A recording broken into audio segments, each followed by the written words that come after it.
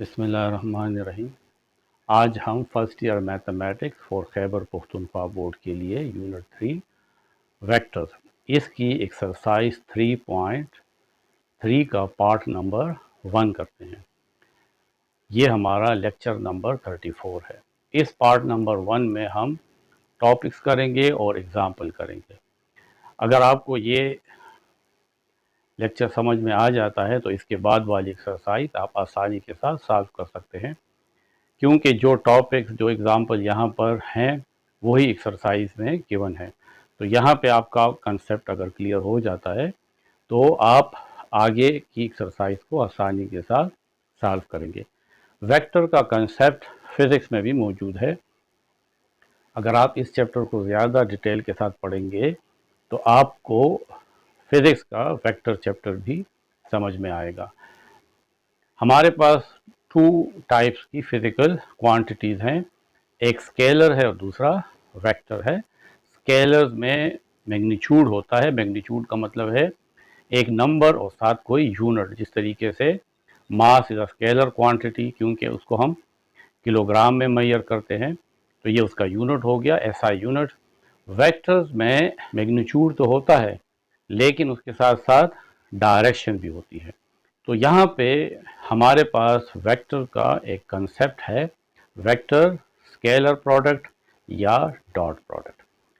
Vectors को add भी किया जा सकता है, सब्ट्रैक्ट भी किया जा सकता है, मल्टीप्लाई भी किया जा सकता है। तो क्योंकि यहाँ पे ये जो वेक्टर मल्टीप्लाई हुए हैं इससे स्केलर आता है, यानी 2 वेक्टर्स मल्टीप्लाई होके आपको जो रिजल्ट दे रहा है वो स्केलर है। इस वजह से इसको स्केलर प्रोडक्ट कहते हैं। और डॉट प्रोडक्ट इसलिए कहते हैं कि अब हमें 2 वेक्टर्स को मल्टीप्लाई करना है, तो मल्टीप्लाई के लिए आप क्रॉस यानी इस तरीके से जो एक्स होता है उसका सिंबल भी हम लगाते हैं और एक डॉट भी यानी नुक्ता भी लगा देते हैं। तो यहाँ पे क्योंकि हम डॉट यूज़ करेंगे स्केलर के लिए और ये जो क्रॉस है जो मल्टीप्लाई का साइन है वो हम वेक्टर प्रोडक्ट के लिए यूज़ करेंगे, तो इस दोनों प्रोडक्ट को एक दूसरे से डिस्टिंग्विश करने के लिए एक जगह पे क्रॉस लगाया है और एक जगह पे डॉट। तो इसको हम डॉट प्रोडक्ट भी कहते हैं, और क्योंकि इस 2 वेक्टर के रिजल्टेंट से स्केलर आता है तो इसको हम स्केलर प्रोडक्ट भी कहते हैं। तो ये हमारा फर्स्ट टॉपिक है, डॉट और स्केलर प्रोडक्ट। अगर हमारे पास 2 वेक्टर हैं, एक वेक्टर ए है और दूसरा वेक्टर बी है, और इन 2 वेक्टर्स के दरमियान एंगल थीटा है, तो डॉट प्रोडक्ट को डिफाइन किया गया है कि ए वेक्टर और बी वेक्टर का डॉट प्रोडक्ट क्या होगा, इस ए वेक्टर का मैग्नीट्यूड, इस बी वेक्टर का मैग्नीट्यूड और कॉस थीटा। थीटा क्या चीज़ है? थीटा इन 2 वेक्टर्स के दरमियान जो एंगल है उसको हमने थीटा से शो किया है। तो ये हमारे पास डिफिनीशन है डॉट प्रोडक्ट की कि ए वेक्टर और बी वेक्टर का डॉट प्रोडक्ट होगा ए vector magnitude, B vector magnitude and cos of the angle between these 2 vectors. यहाँ पे कॉस क्यों लगाया है? तो कॉस क्योंकि देखें ये एक वेक्टर है, इस वेक्टर और इस वेक्टर को मल्टीप्लाई करना है। ये वेक्टर जो है, ये वेक्टर, ये असल में यहाँ पे हमने शो नहीं किया, ये इस तरीके से एक्स एक्सिस और वाई एक्सिस में है। ये एक्स एक्सिस है और ये वाई एक्सिस में है। तो ये जो ए वेक्टर है ये तो हॉरिजॉन्टल डायरेक्शन में है, और ये जो वेक्टर है ये हॉरिजॉन्टल और वर्टिकल के दरमियान है। तो हमारे पास इस बी वेक्टर के असल में 2 कंपोनेंट होते हैं।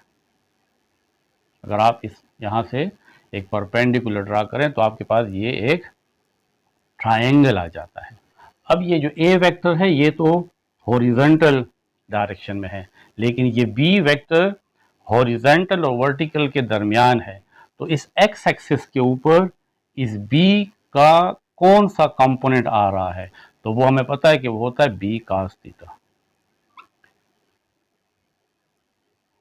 और यहाँ पे होगा b साइन थीटा, ये आप लोगों ने पढ़ा हुआ है। तो अब आप देखें ना, जब आप ये a वेक्टर और b वेक्टर आपस में मल्टीप्लाई करेंगे तो a वेक्टर और ये b वेक्टर पूरा मल्टीप्लाई नहीं होगा, ये b वेक्टर तो कोई एंगल बना रहा है, तो इस b वेक्टर का जो हिस्सा इस a वेक्टर की डायरेक्शन में है या a वेक्टर के पैरेलल है वो b cos थीटा है। तो इस वजह से हम a वेक्टर और b वेक्टर को लिखते हैं, a तो ठीक है अपनी जगह पे, लेकिन b वेक्टर का ये वाला कंपोनेंट जो हॉरिजॉन्टल डायरेक्शन में है वो b cos थीटा है। इस वजह से हम a वेक्टर और b वेक्टर का डॉट प्रोडक्ट लेते हैं a b cos थीटा, और यहाँ पे इसमें ये मैग्नीट्यूड का साइन इसलिए लगाते हैं कि यहाँ पे हम मैग्नीट्यूड देखेंगे कि कितना वेक्टर की वैल्यू लग रही है या क्वांटिटी लग रही है। तो यहाँ पे a वेक्टर का मैग्नीट्यूड और b वेक्टर का मैग्नीट्यूड हम पुट करेंगे इस जगह पे, और ये थीटा वो एंगल है जो इन दोनों के दरमियान है। अब आप एक मिसाल से समझ लें कि अगर आपके पास a वेक्टर जो है वो 3 यूनिट है और b वेक्टर आपके पास 4 यूनिट हैं, और इस दो वेक्टर्स के दरमियान एंगल थीटा वो 60 डिग्री है। जब a वेक्टर 3 यूनिट है, यानी कोई भी यूनिट हो सकता है, यहाँ पे अगर फोर्स है तो ये समझ लें कि ये न्यूटन होगा, और b हमारे पास 4 है और इन दो वेक्टर्स के दरमियान एंगल 60 डिग्री है।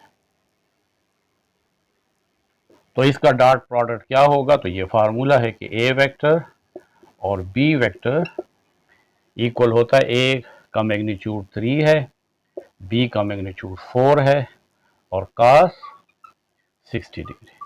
3 4 are 12 और cos 60 1/2 के इक्वल होता है, तो 2 1s are 2, 2 6 are 12, तो ये आ जाएगा 6।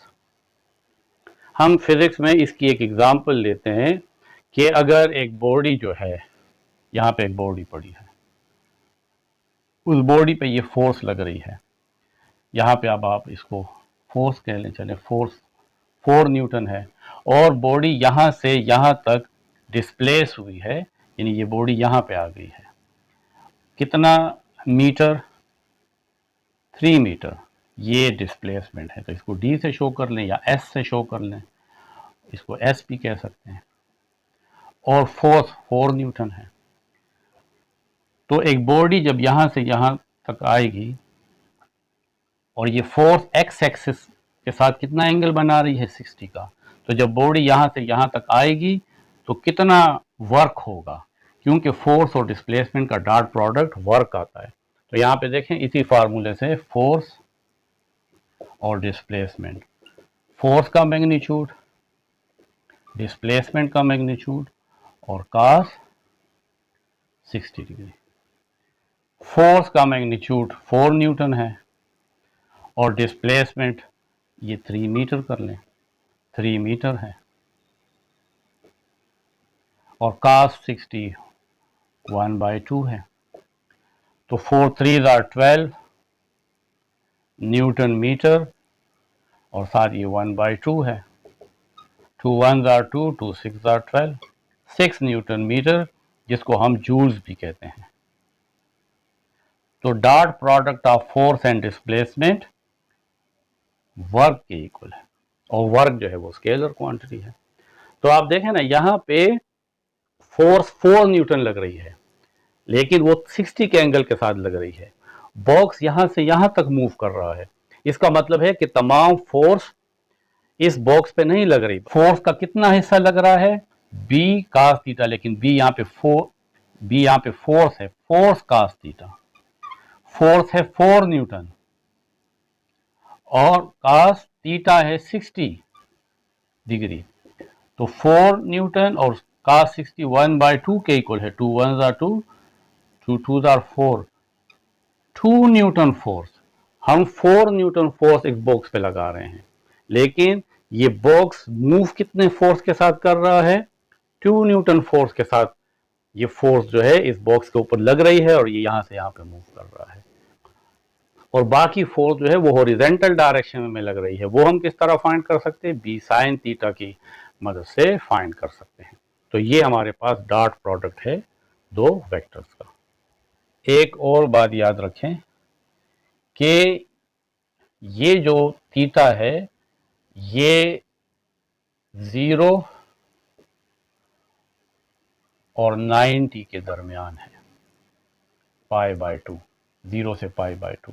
अगर ये दूसरा वेक्टर यहां पे आ जाए, सेकंड क्वाड्रेंट में आ जाए, तो फिर इसका मतलब है कि थीटा जो है वो π/2 यानी 90 से बड़ा हो गया, तो फिर आपके पास इसका डॉट प्रोडक्ट नेगेटिव आएगा। तो नेगेटिव आने की वजह यह है क्योंकि ये तो पॉजिटिव है, मैग्नीट्यूड कभी भी नेगेटिव नहीं होता, यानी ए वेक्टर भी पॉजिटिव है, बी वेक्टर भी पॉजिटिव है। कॉस सेकंड क्वाड्रेंट में नेगेटिव होता है। यहाँ पे जब कोई फोर्स आएगी या जब सेकंड क्वाड्रेंट में कोई वेक्टर आएगा, जिस तरह ये वेक्टर बी है, तो फिर ये एंगल होगा, ये एंगल 90 से ज्यादा है और लेफ्ट साइड पे एक्स की वैल्यू नेगेटिव होती है और cos थीटा जो है वो होता है बेस बाय हाइपोटेन्यूज। तो यहाँ पे क्योंकि बेस नेगेटिव है, एक्स की वैल्यू नेगेटिव है और हाइपोटेन्यूज तो बी है, तो इसका मतलब ये हुआ जब 90 से एंगल बढ़ेगा तो फिर डॉट प्रोडक्ट नेगेटिव आएगा और उसके नेगेटिव आने का मतलब है कि ये जो एंगल है ये अब सेकंड क्वाड्रेंट में आ गया है और सेकंड क्वाड्रेंट में cos नेगेटिव होता है और नेगेटिव इसलिए होता है क्योंकि cos तो है बेस बाय हाइपोटेन्यूज और बेस x है, तो लेफ्ट साइड पे x की वैल्यू नेगेटिव होती है। तो इस वजह से अगर 90 से एंगल बढ़ेगा तो फिर वो हमारे पास नेगेटिव उसका डॉट प्रोडक्ट आएगा। वर्क में नेगेटिव वर्क भी होता है, यानी अगर मैं इस पेन को नीचे ज़मीन पे रख रहा हूं तो मैं तो इस पे कोई काम नहीं कर रहा हूं बल्कि ज़मीन इस पे काम कर रही है, तो मेरा काम क्या है, फिर मेरा काम नेगेटिव हो जाता है, यानी एक वर्क पॉजिटिव भी होता है और एक वर्क नेगेटिव भी होता है, जो आप लोग फिजिक्स में डिटेल से पढ़ चुके होंगे। तो यहाँ पे ये π/2 और पाई के दरमियान अगर एंगल है तो फिर ये डॉट प्रोडक्ट नेगेटिव होगा और उसकी वजह मैंने आपको बता दी है। अब टॉपिक है immediate consequences of the definition of dot product. Dot product जो अभी हमने सीखा है उसकी डेफिनेशन, उससे कुछ नतीजे हम लेते हैं, कुछ रिजल्ट्स लेते हैं जो हमारे काम आएंगे। ए वेक्टर और बी वेक्टर, इसका डॉट प्रोडक्ट है A magnitude B magnitude cos theta, ये फार्मूला है। अब अगर वेक्टर्स पैरेलल हो, एक होता है लाइक पैरेलल और दूसरा होता है अनलाइक पैरेलल। अगर दोनों वेक्टर इस तरह पैरेलल हैं, तो जब दो वेक्टर्स पैरेलल होते हैं, ये वेक्टर और ये वेक्टर, तो इसके दरमियान एंगल 0 होता है, क्योंकि दोनों वेक्टर इस तरह, ये दो उंगलियां अगर दो वेक्टर हैं तो देखिए इसके दरमियान ये एंगल 0 है, ये तो आहिस्ता आहिस्ता फिर एंगल बढ़ता है। तो हम ये कहेंगे कि अगर दो वेक्टर पैरेलल है तो फिर उसके दरमियान एंगल 0 होगा, तो उसका डॉट प्रोडक्ट क्या होगा, ए vector B vector is equal to A vector magnitude B vector magnitude and cos 0 degree, क्योंकि एंगल 0 है, पैरेलल है, तो ए वेक्टर बी वेक्टर और cos 0 1 के इक्वल होता है, तो इससे आ जाएगा ए वेक्टर और बी वेक्टर। तो ए वेक्टर और बी वेक्टर का डॉट प्रोडक्ट होगा A magnitude B magnitude when theta is 0 degree.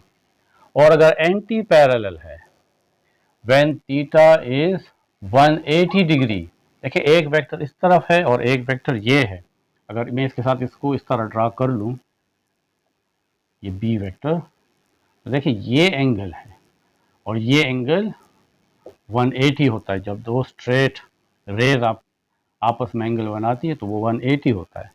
तो फिर क्या होगा, ए vector B vector is equal to A magnitude B magnitude और cos थीटा अब 180 डिग्री है, A vector magnitude, B vector magnitude और cos 180 -1 के इक्वल होता है। तो इससे आ जाएगा माइनस ए मैग्नीट्यूड और बी मैग्नीट्यूड। फिर डॉट प्रोडक्ट नेगेटिव आएगा। मैं आपसे कह रहा था कि जिस तरह फिजिक्स में वर्क है तो वर्क नेगेटिव भी हो सकता है। तो वो तब होगा जब डिस्प्लेसमेंट एक डायरेक्शन में हो और फोर्स दूसरी डायरेक्शन में हो।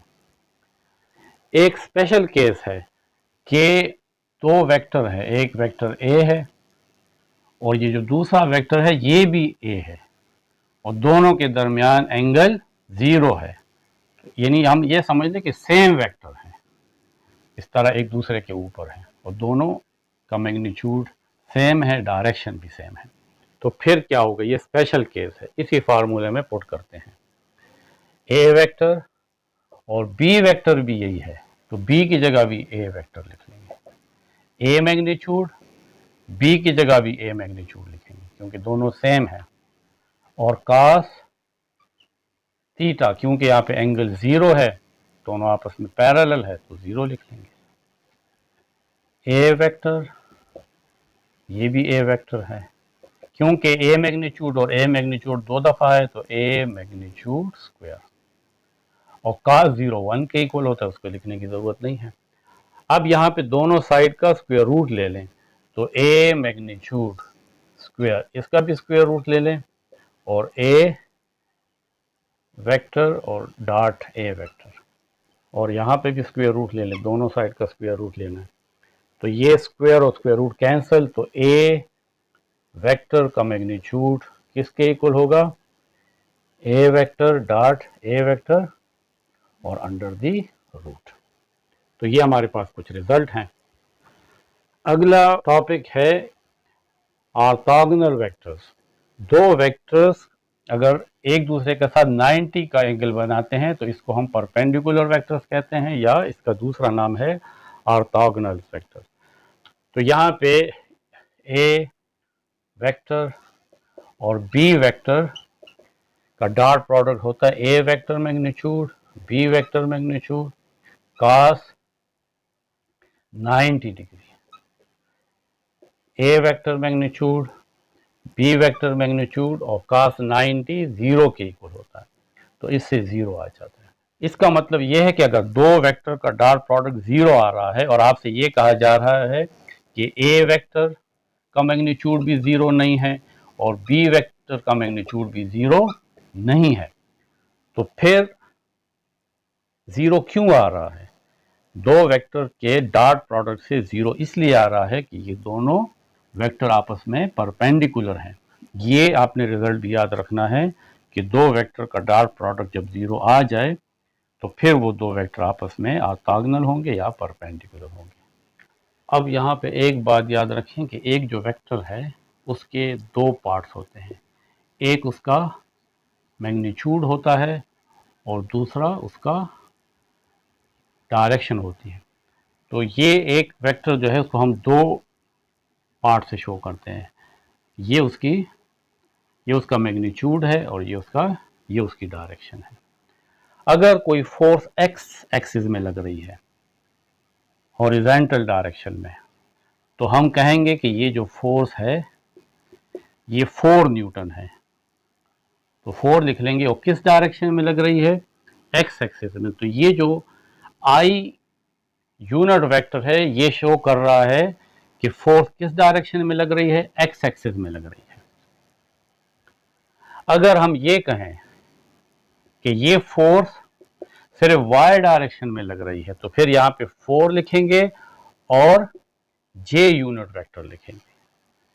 और अगर हम ये कहें कि ये फोर्स जेड एक्सिस में लग रही है, तो 4 न्यूटन फोर्स जेड एक्सिस में लग रही है, तो यहाँ पे हम के लिखते हैं।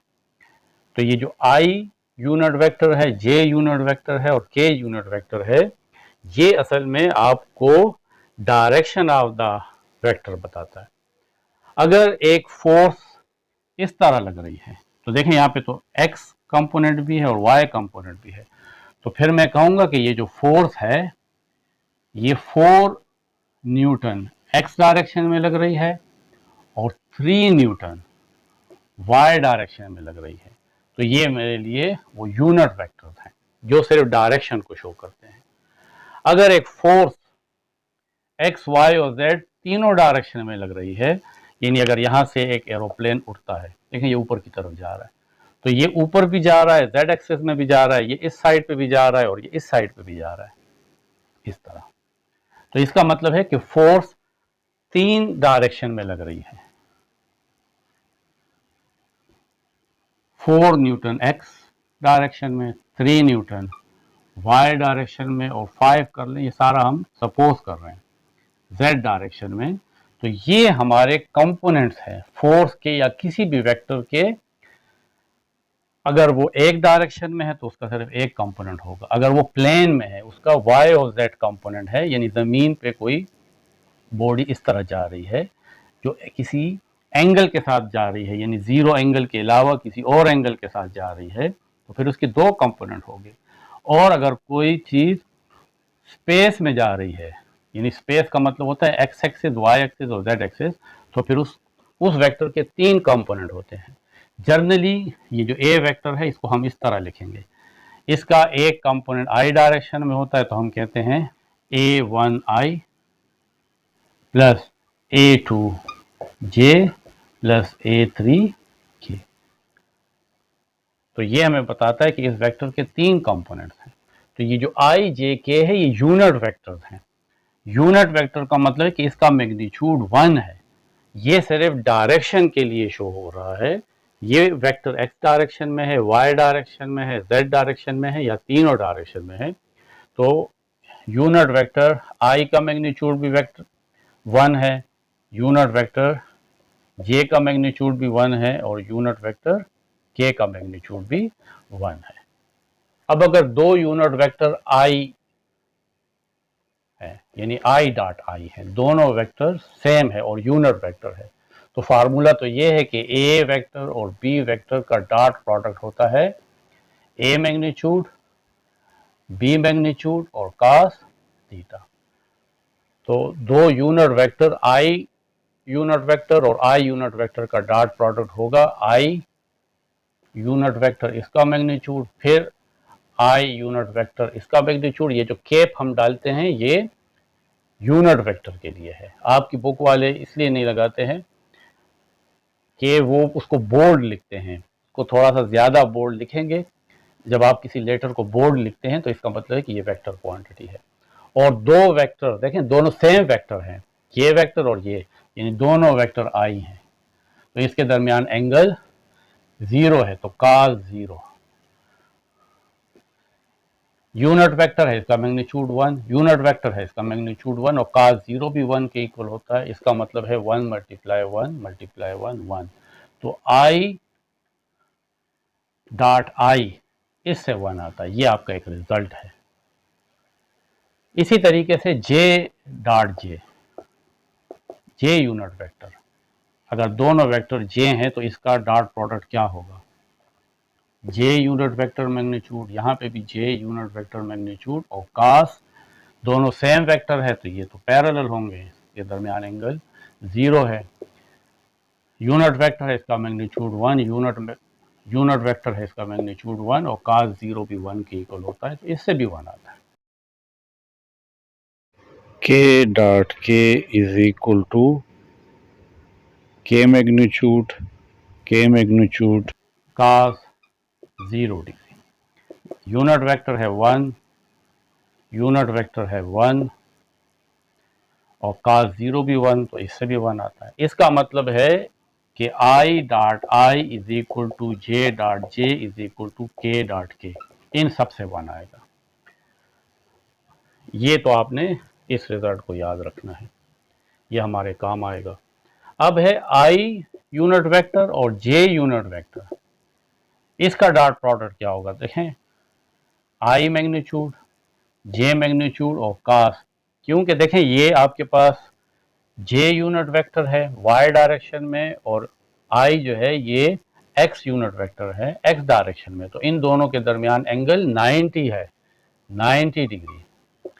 तो यहाँ पे यूनिट वेक्टर I, तो ये 1 के इक्वल है यूनिट वेक्टर जे ये 1 के इक्वल है और cos 90 0 के इक्वल है, तो 0 तमाम नंबर से मल्टीप्लाई होगा तो 0 आ जाएगा।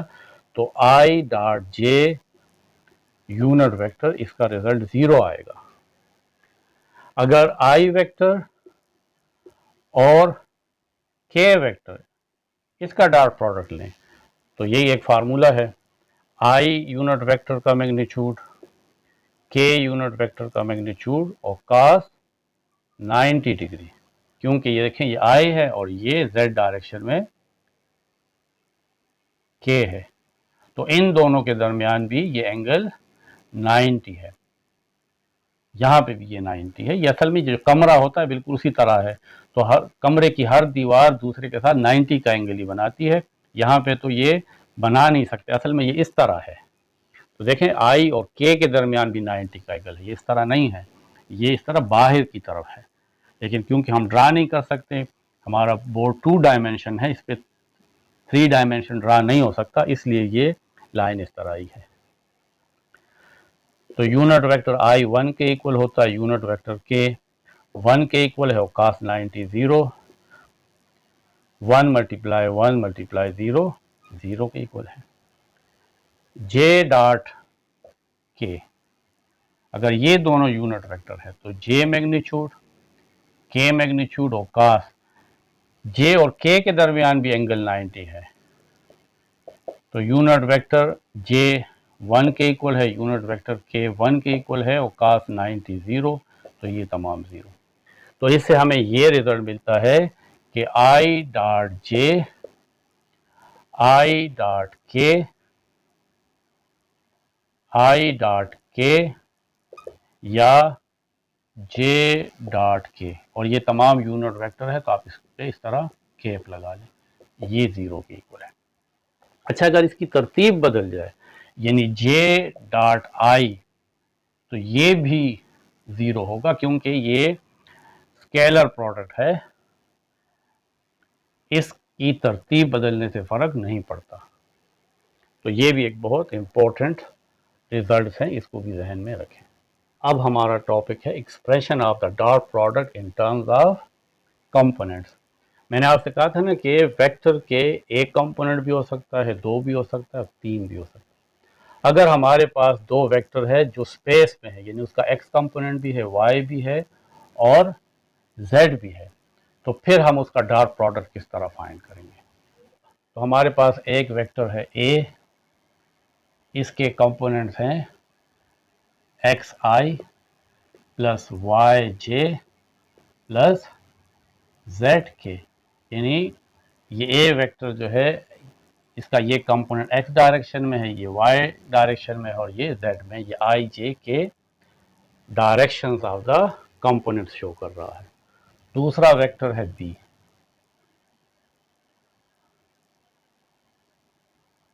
क्योंकि ये 2 वेक्टर है तो आप इसको x1 y1 और z1 कह दें, तो ये एक वेक्टर, और दूसरा वेक्टर आ जाएगा x2 i plus y2j plus z2k।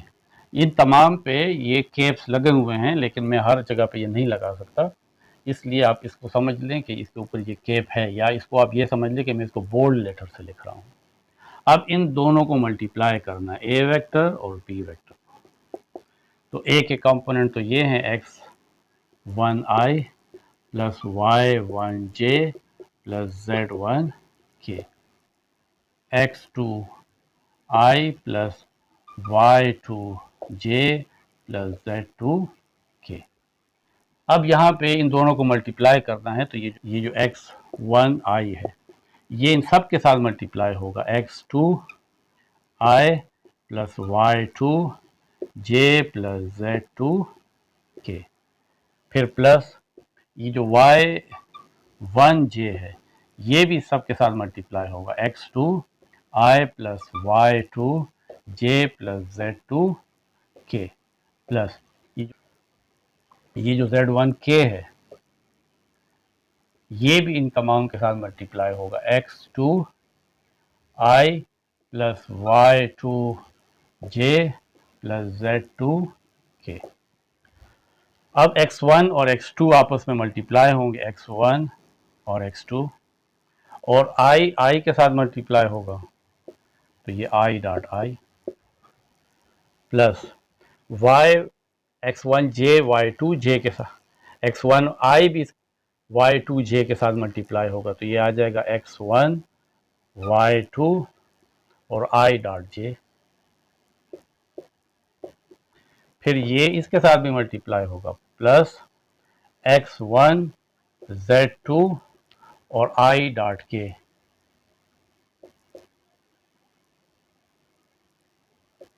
अब ये इन तीनों के साथ मल्टीप्लाई होगा, plus y1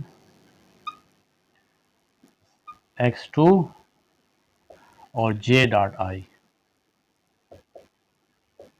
plus y1 j इसके साथ मल्टीप्लाई होगा, तो y1 y2 और j डॉट j। फिर ये इसके साथ मल्टीप्लाई होगा, plus y1 z2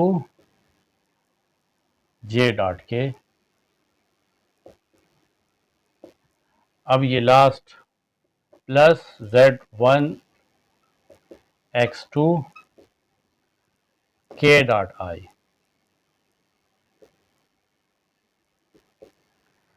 plus y2 और k डॉट j, फिर प्लस ये इसके साथ मल्टीप्लाई होगा, z1 z2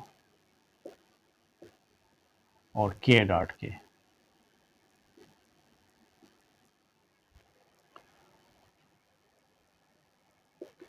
अभी हमने पढ़ा था कि i डॉट i तो 1 के इक्वल होता है, लेकिन i डॉट j 0 के इक्वल होता है। इसका मतलब है कि x1 x2 और ये 1 के इक्वल है, इसको लिखने की ज़रूरत नहीं है, और ये 0 है। i डॉट k ये भी 0 के इक्वल है, तो ये तमाम 0 हो जाएगा। j डॉट i ये भी 0 के इक्वल है, तो ये 0 हो जाएगा।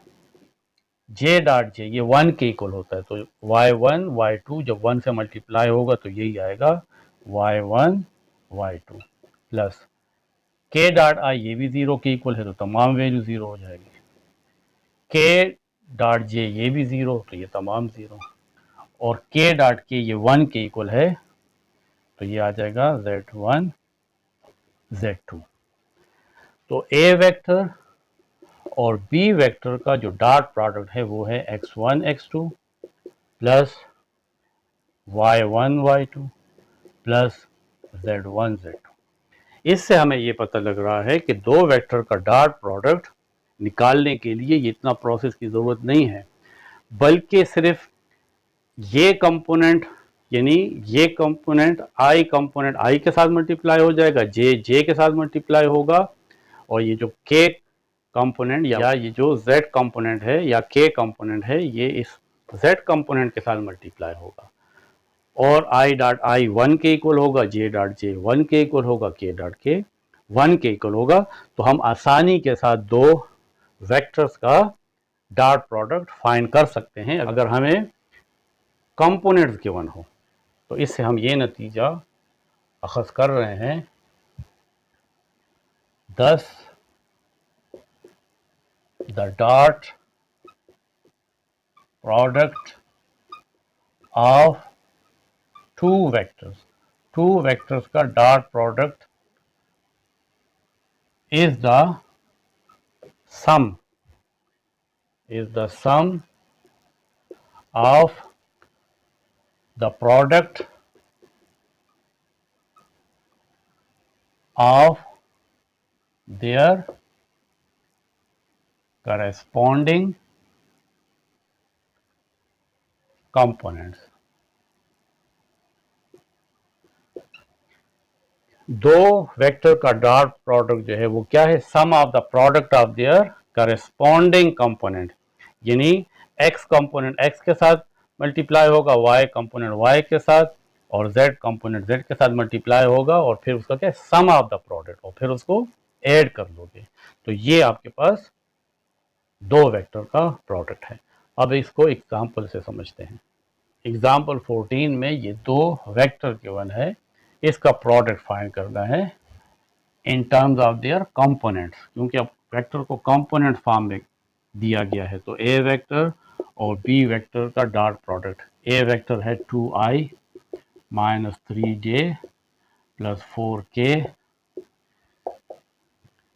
i plus 3j minus 2k। तो देखें x1 x2 के साथ मल्टीप्लाई होगा, यानी 2, और यहाँ पे 1 i है, तो 2 1 के साथ मल्टीप्लाई होगा और i के साथ मल्टीप्लाई हो जाएगा, जो 1 के इक्वल है। लेकिन हम एक स्टेप बढ़ा लेते हैं ताकि आपको क्लियर हो जाए। यहाँ पे फिर प्लस आता है। अब माइनस 3 मल्टीप्लाई होगा इस 3 के साथ, x1, और यहाँ पे देखें y1 और y2, तो ये y1 है और ये y2 है, ये x1 है और ये x2 है। j डॉट जे प्लस, फिर प्लस, अब 4 माइनस 2 के साथ मल्टीप्लाई होगा z1 और z2, ये z1 है और ये z2 है। 4 माइनस 2 के साथ मल्टीप्लाई होगा और k dot k, 2 1 are 2, i dot i 1 के इक्वल होता है, प्लस माइनस 3 मल्टीप्लाई 3 माइनस 9 और j डॉट j 1 के इक्वल होता है। 4 मल्टीप्लाई माइनस 2 माइनस 8 और k डॉट k 1 के इक्वल है। 2 1 are 2, plus minus minus, 9 1 are 9, plus minus minus, 8 1 are 8। इससे आता है 2 माइनस 9 माइनस 8 माइनस 15। तो देखें हमारे पास स्केलर आ गया, दो वेक्टर्स का स्केलर प्रोडक्ट है। स्केलर प्रोडक्ट को याद रखें कि इसको इनर प्रोडक्ट भी कहते हैं। अब अगला टॉपिक है commutative and distributive properties of dot product. हमने पढ़ा है कि रियल नंबर्स में भी कम्यूटेटिव और डिस्ट्रीब्यूटिव प्रॉपर्टीज होती है, मैट्रिसेस में भी होती है, वेक्टर्स में भी है। अब कम्यूटेटिव प्रॉपर्टी ये है कि दो वेक्टर्स का डॉट प्रोडक्ट हम निकाल सकते हैं अगर ए को बी से मल्टीप्लाई करें, या अगर ए और बी का डॉट प्रोडक्ट निकालें, या बी का ए के साथ डॉट प्रोडक्ट निकालें, आंसर पे फ़र्क नहीं पड़ता, तो इसको कम्यूटेटिव प्रॉपर्टी कहते हैं। तो हमारे पास एक थ्योरम सा है कि A B C are vectors and alpha भी, एनी स्केलर, एल्फा यहाँ पे यूज नहीं हुआ लेकिन इन्होंने दिया हुआ है। पहला पार्ट ये है कि डॉट प्रोडक्ट इज कम्यूटेटिव, यानी ए डॉट बी और बी डॉट ए से फ़र्क नहीं पड़ता। ये रिजल्ट आप याद रखें कि ए वेक्टर और बी वेक्टर का डॉट प्रोडक्ट होता है x1 x2 y1 plus y1 y2 plus z1 z2, जो भी हमने प्रूफ किया है। तो अब हम इसको प्रूफ करते हैं। हमारे पास ए वेक्टर के कंपोनेंट है x1i plus y1j plus z1k। B vector के कंपोनेंट्स हैं x2i, इसके ऊपर ये केप मैं नहीं डाल रहा हूँ लेकिन ये यूनिट वेक्टर है, y2j और z2k। तो ये प्रूफ ऑफ ए है। अब ज़रा हम इसका डॉट प्रोडक्ट लेते हैं, ए वेक्टर और बी वेक्टर का डॉट प्रोडक्ट। तो x1i plus y1j plus z1k। B vector के कंपोनेंट हैं x2i plus y2j plus z2k। अब हम इसको मल्टीप्लाई करते हैं। हमने ये रिजल्ट निकाला है कि जब दो वेक्टर मल्टीप्लाई होते हैं तो i के साथ, यानी x कंपोनेंट x के साथ मल्टीप्लाई होगा, j डॉट j मल्टीप्लाई होंगे यानी y कंपोनेंट y के साथ और z कंपोनेंट z के साथ। इसमें i डॉट i 1 के इक्वल है, j डॉट j 1 के इक्वल है, k डॉट k 1 के, इसलिए वो हम नहीं लिखते। तो देखें i के साथ मल्टीप्लाई होगा यानी x कंपोनेंट x के साथ x1 x2 plus y component y के साथ मल्टीप्लाई होगा y1 और y2, और z कंपोनेंट z के साथ मल्टीप्लाई होगा z1 और z2। अब ये तो नंबर्स हैं, क्योंकि कंपोनेंट्स में ये मैग्नीट्यूड है, ये कोई नंबर है, ये तो वेक्टर नहीं है, ये यूनिट वेक्टर है और ये मैग्नीट्यूड है। तो रियल नंबर्स हैं, यानी इसका मतलब ये रियल नंबर है और इसको हम चेंज कर सकते हैं, यानी एक्स रियल नंबर तो कम्यूटेटिव है, तो x2 को पहले लिख लें और x1 को बाद में लिख लें। इसको भी चेंज कर लें, y2 को पहले लिख लें और y1 को बाद में लिख लें। z यहाँ पे ये z2 को पहले लिख लें और z1 को बाद में लिख लें। तो यहाँ पे देखें ना, जब a और b मल्टीप्लाई होते हैं तो a के कंपोनेंट पहले लिखे हुए हैं और b के कंपोनेंट बाद में लिखे हैं। यहाँ पे अब b के कंपोनेंट्स पहले हैं और a वेक्टर के कंपोनेंट बाद में है, तो आप इसको b वेक्टर और a वेक्टर का डॉट प्रोडक्ट भी कह सकते हैं। इस तरीके से ये a और b वेक्टर का डॉट प्रोडक्ट है, तो ये b वेक्टर और a वेक्टर का डॉट प्रोडक्ट है, तो ये तो प्रूव हो गया कि a vector dot b vector equal to b vector dot a vector. तो hence vectors dot product is commutative. Vector की तरतीब बदलने से फर्क नहीं पड़ता। अब पार्ट बी का प्रूफ है, proof of part B. Dot product is distributive और वेक्टर एडिशन। ब्रैकेट में प्लस है और बाहर मल्टीप्लाई है, डॉट है, तो इसका मतलब है कि जो डॉट प्रोडक्ट है वो डिस्ट्रीब्यूटिव है और एडिशन में, यानी ये कह सकते हैं हम कि a dot B plus C vector equal होगा a dot B vector plus a dot C vector, यानी लेफ्ट हैंड साइड से राइट हैंड साइड लाना है। इसके ऊपर आप वेक्टर के निशान भी लगा लें। तो a वेक्टर ये है, b वेक्टर ये है, c वेक्टर फिर हमारे पास होगा x3i plus y3j plus z3k। Left hand side लेते हैं कि a vector dot b plus c vector. तो a वेक्टर ये है x1i plus y1j plus z1k। Dot लगा लेंगे। अब इन दोनों को पहले प्लस करना है, तो यहाँ पे स्क्वायर ब्रैकेट लगा लेंगे। b के कंपोनेंट ये है और c के कंपोनेंट ये है, बीच में प्लस है, तो b के कंपोनेंट लिख लेंगे x2i plus y2j plus z2k plus c x3i plus y3j plus z3k। x1i plus y1j plus z1k dot. Addition में i कंपोनेंट i के साथ ऐड होगा, j कंपोनेंट j के साथ और z कंपोनेंट z के साथ, यानी x2 और x3 ऐड हो जाएंगे, दोनों के साथ i है तो i आप कॉमन निकाल लें, प्लस y2 और y3 ऐड हो जाएंगे और इसके साथ भी j है और इसके साथ भी j है, तो ये j कॉमन आ जाएगा, यानी ये इस तरह है। देखें y2j और y3j दोनों के साथ j है, तो y2 प्लस y3 और j इसमें से कॉमन निकाल लें, तो हमने डायरेक्ट कर लिया है, प्लस z2 प्लस z3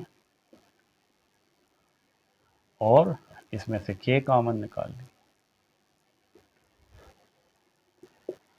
अब ये एक वेक्टर है और ये एक वेक्टर है, ठीक है, देखा, अब ये एक वेक्टर बन गया, ये इसका i कंपोनेंट है, ये j कंपोनेंट है और ये z कंपोनेंट है।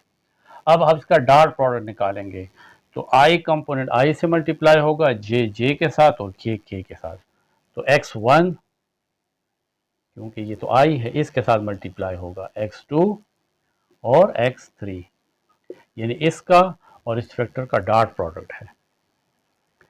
i डॉट i1 के इक्वल हो तो उसको ना लिखें, फिर प्लस है, फिर है y1, ये इसके साथ मल्टीप्लाई होगा y2 plus y3 plus z1, ये इसके साथ मल्टीप्लाई होगा z2 प्लस z3 और k डॉट k1। अब ये इसके साथ मल्टीप्लाई हो जाएगा x1 x2 प्लस x1 और x3 प्लस ये इसके साथ मल्टीप्लाई होगा y1 y2 plus y1 y3, ये इसके साथ z1 z2 प्लस z1 और z3। इसको थोड़ा सा अलग अलग लिख लेते हैं, x1 x2 plus y1 y2 plus z1 और z2, इसको अलग लिख लिया, plus x1 x3 plus y1 y3 plus z1 और z3। अब देखें x1 x2 y1 y2 z1 z2, ये होता है a डॉट b, तो a vector dot b vector plus यहाँ पे x1 x3 है, y1 y3 z1 z3, इसका मतलब है कि ये दो कौन कौन से वेक्टर मल्टीप्लाई हुए हैं, ये कौन कौन से दो वेक्टर मल्टीप्लाई हुए हैं, x1 y1 z1, ये वेक्टर a है, और ये x3 y3 z3 ये वेक्टर c है, वेक्टर c। तो देखें ये राइट हैंड साइड है,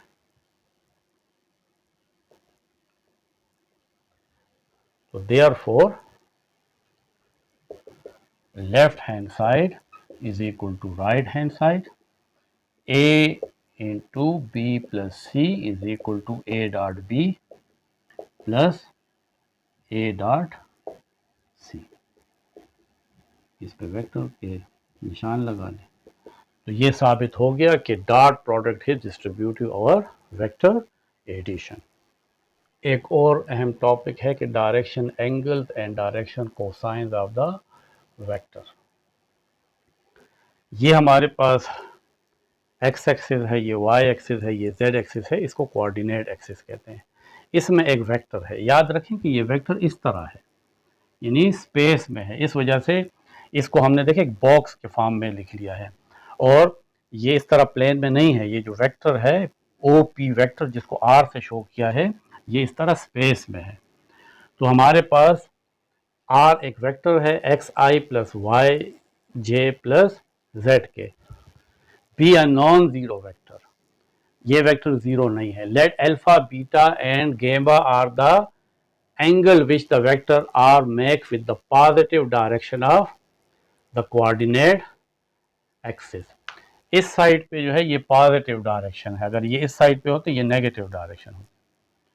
और ये हमारे पास देखें ये जो वेक्टर है इस तरह, ये एक्स एक्सिस के साथ अल्फा एंगल बना रहा है, वाई एक्सिस के साथ बीटा एंगल बना रहा है, और जेड एक्सिस के साथ गेमा एंगल बना रहा है। और ये अल्फा बीटा और गेमा जो है, अल्फा बीटा गेमा, ये 0 और 180 के दरमियान एंगल हो सकते हैं। तो ये जो अल्फा बीटा एंड गेमा क्या चीज़ है, these alpha beta and gamma are called the direction angle of the vector R, क्योंकि ये वेक्टर जो है ये स्पेस में है, ये इसका ओरिजिन है। तो एक्स एक्सिस के साथ ये कितना एंगल बना रहा है।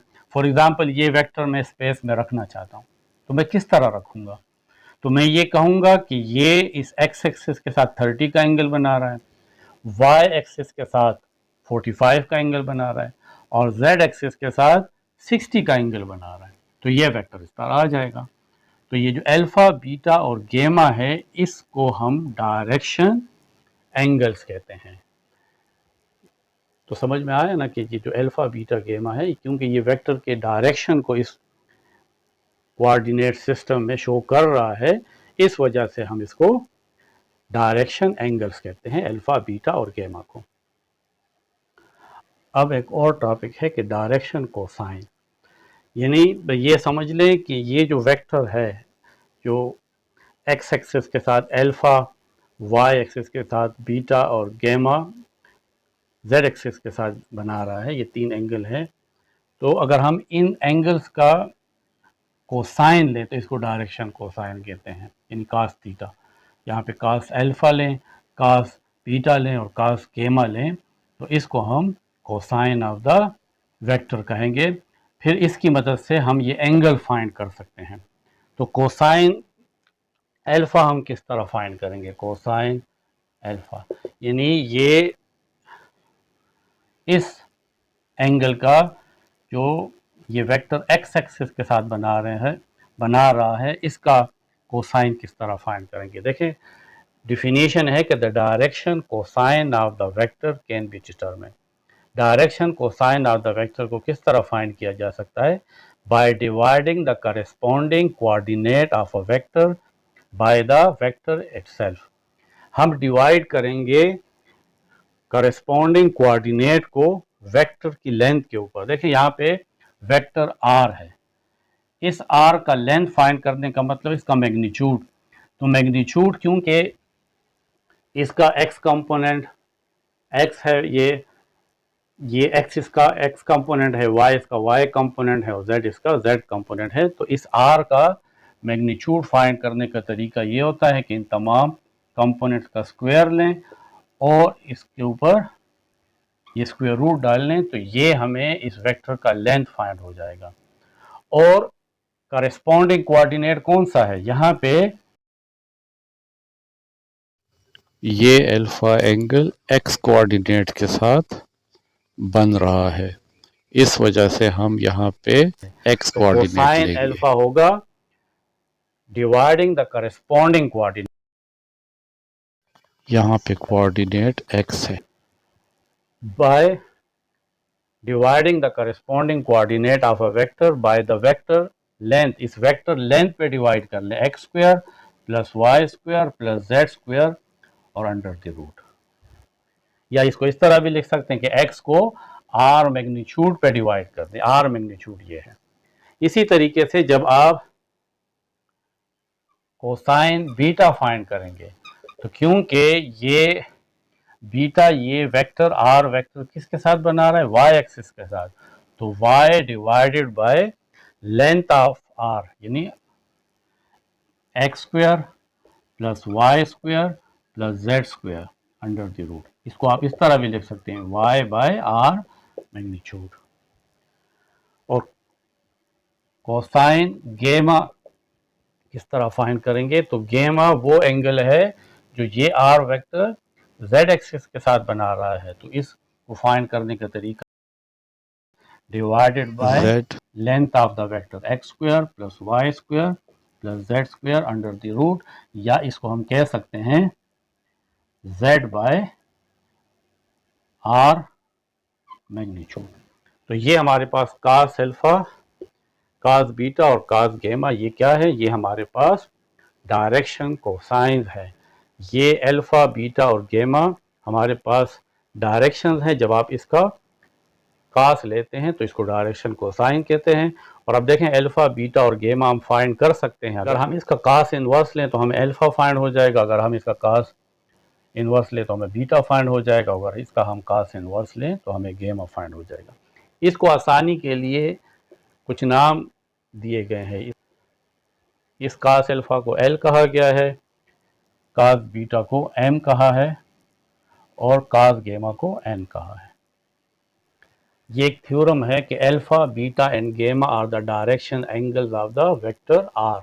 आर हमारे पास एक वेक्टर है जो एक्स एक्सिस के साथ अल्फा, वाई एक्सिस के साथ बीटा और जेड एक्सिस के साथ गैमा बना रहा है। ये इसके एंगल है। तो ये प्रूफ करना है कि cos square alpha plus cos square beta plus cos square gamma 1 के इक्वल है। या इस तरह भी कह सकते हैं कि l square plus m square plus n square is equal to 1, क्योंकि अभी मैंने आपको बताया है कि कास अल्फा को एल कहा गया है, कास बीटा को एम कहा है और कास गेमा को n। तो देखें अभी हमने ये फाइंड किया था कि cos alpha is equal to x divided by x square plus y square plus z square under the root.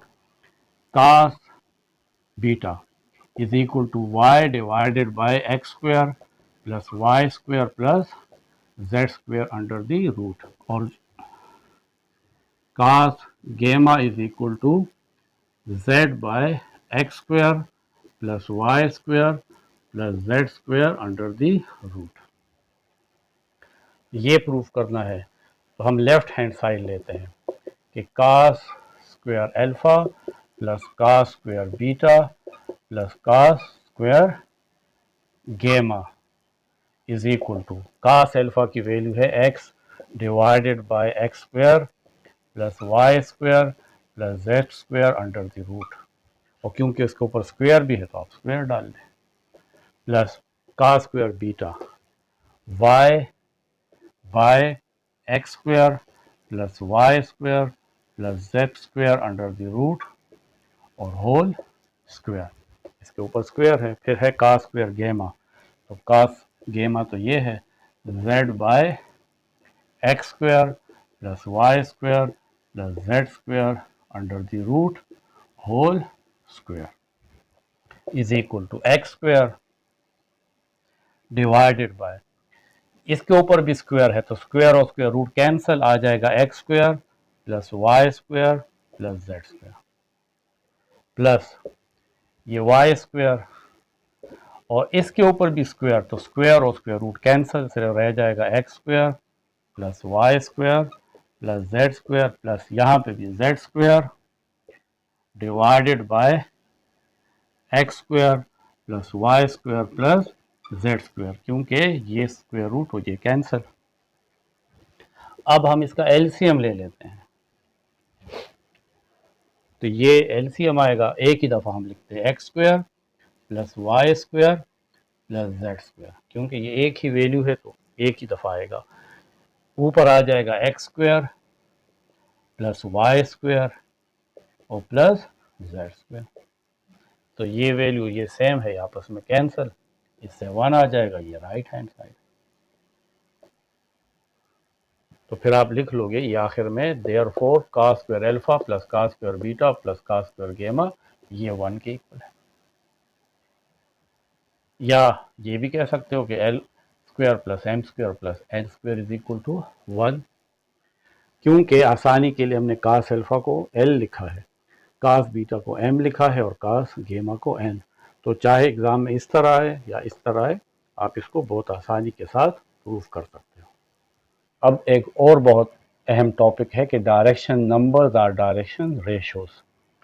इसके जितने भी टॉपिक्स हैं वो बहुत ही इम्पोर्टेंट है वेक्टर्स को समझने के लिए। तो अब एक हमारे पास ये टॉपिक है, हमारे पास एक पॉइंट है पी एक्स वाई, यहाँ पर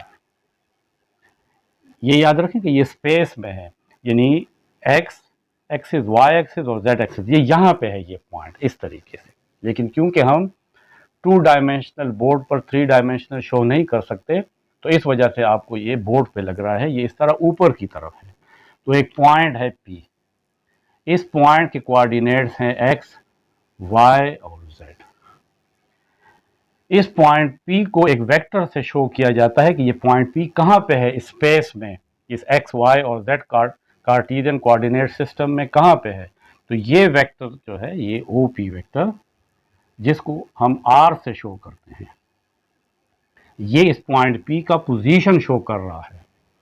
the position vector OP of the point PXYZ, क्योंकि ये स्पेस में है तो इसलिए इसके 3 कोऑर्डिनेट्स है x, y and z in terms of unit vectors. अगर हम इस पोजीशन वेक्टर को यूनिट वेक्टर में शो करें तो किस तरह शो करेंगे, क्यों अगर ये वेक्टर यहाँ पे है तो इसके 3 कंपोनेंट्स हैं, यानी ये x डायरेक्शन में कितना है, y डायरेक्शन में कितना है और z डायरेक्शन में कितना है। तो इस वेक्टर को इन टर्म्स ऑफ यूनिट वेक्टर हम इस तरह शो करते हैं, OP पोजीशन वेक्टर, या इसको आप R भी कहते हैं, xi plus yj plus zk, यानी ये वेक्टर x एक्सिस में i शो करता है यूनिट वेक्टर इन एक्स डायरेक्शन। एक्स एक्सिस में ये वेक्टर एक्स यूनिट है, यानी इसका एक्स कंपोनेंट एक्स है। जे यूनिट वेक्टर है वाई डायरेक्शन में।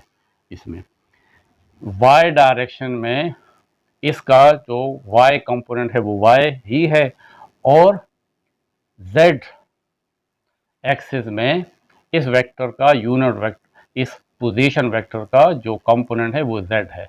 अगर आप इसको इस तरह लिख सकते हैं 2i plus 4j plus 5k, और ये फोर्स है, यहाँ पे इस पॉइंट पे एक फोर्स लग रही है, आप r के बजाय फोर्स का वेक्टर ले लें। तो हमें ये वेक्टर ये बताता है, ये जो पोजीशन वेक्टर है कि इस पॉइंट के ऊपर फोर्स एक्स एक्सिस में 2 यूनिट लग रही है, वाई एक्सिस में 4 यूनिट लग रही है, और जेड एक्सिस में 5 यूनिट लग रही है। तो ये हमारे पास पोजीशन वेक्टर है in terms of i j and k. अब cos अल्फा, cos बीटा और cos gamma are direction cosine of the vector R. मैंने आपसे कहा था कि ये वेक्टर आर जो है एक्स एक्सिस के साथ अल्फा बनाता है, अल्फा एंगल है, वाई एक्सिस के साथ बीटा, और जेड एक्सिस के साथ गेमा। तो जब हम इसके कोसाइन लेते हैं तो इसको हम डायरेक्शन कोसाइन कहते हैं। cos alpha, cos beta and cos gamma are direction cosine of the vector R, इसके डायरेक्शन कोसाइन है। और p कोई भी पॉजिटिव नंबर है, p is a positive constant, यानी 1 2 3 4 कुछ भी हो सकता है। Then p cos alpha, p cos beta and p cos गेमा, यानी अगर इन डायरेक्शन कोसाइंस के साथ ये कांस्टेंट मल्टीप्लाई हो जाए तो फिर p cos alpha, p cos beta और p cos गेमा are called direction numbers or direction ratios of the vector r। इस p cos alpha, p cos beta और p cos गेमा को हम डायरेक्शन नंबर्स या डायरेक्शन रेशो ऑफ इस vector कहेंगे। तो ये डायरेक्शन रेशो का मतलब क्या है? The direction numbers are used to specify the direction of the vector। ये डायरेक्शन रेशोज जो है ये हमें इस वेक्टर के डायरेक्शंस को स्पेसिफाई करता है कि एक्स एक्सिस में, वाई एक्सिस में और जेड एक्सिस में ये जो पोजीशन वेक्टर है ये कितना कितना है। इस तरीके से देखें, ये 2 4 और 5 असल में डायरेक्शन रेशोज है कि ये जो वेक्टर आर है जो इस फोर्स के पोजीशन वेक्टर को शो कर रहा है, ये एक्स एक्सिस में 2 यूनिट है, वाई एक्सिस में 4 यूनिट है और जेड एक्सिस में 5 यूनिट है। यूनिट्स भी अगर ये फोर्स है तो इसका मतलब न्यूटन। तो ये आपको क्या बताता है? डायरेक्शंस ऑफ द वेक्टर बताता है। आपने अभी पढ़ा था कि ये जो cos अल्फा होता है ये किसके इक्वल होता है? x divided by x square plus y square plus z square under the root, या r मैग्नीट्यूड। और ये r मैग्नीट्यूड क्या है? Length of the vector, length of the vector r। इस r वेक्टर की लेंथ कितनी है या मैग्नीट्यूड कितना है? तो हम इसका मॉड्यूलस लेते हैं, और वो किस तरह फाइंड करते हैं? क्योंकि ये x एक्सिस में भी गया है, y एक्सिस में भी और z एक्सिस में भी। जिस तरीके से अगर आप देखें ये वेक्टर है, इसका मैग्नीट्यूड किसके इक्वल होगा? 2 square plus 4 square plus 5 square under the root. इससे जो आएगा ये इस फोर्स वेक्टर का मैग्नीट्यूड होगा कि कितनी फोर्स इस पॉइंट पे लग रही है। तो cos अल्फा होता है x by r absolute. cos beta, ये जो डायरेक्शन कोसाइन है ये है y बाय r मैग्नीट्यूड, और cos gamma is equal to z by r magnitude. तो फिर x किसके इक्वल होगा? x इज इक्वल टू, इसको इस साइड पे ले आए तो आ जाएगा r magnitude cos alpha. y किसके इक्वल होगा?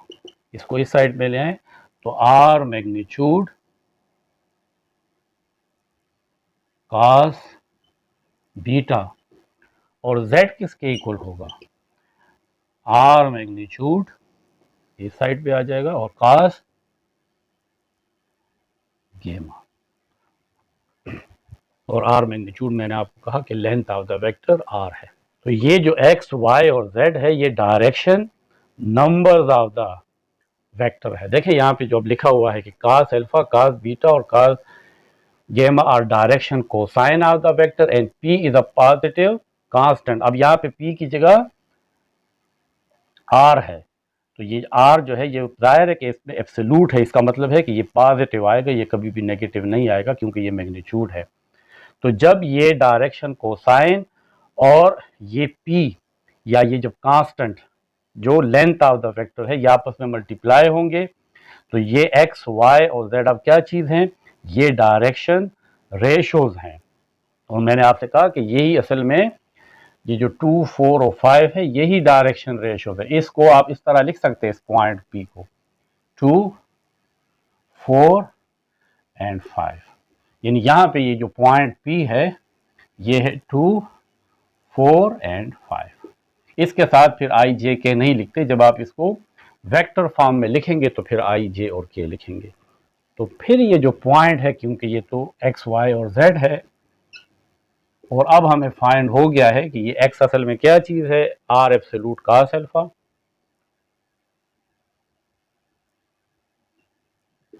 कॉमा वाई है आर एब्सोल्यूट कॉस बीटा,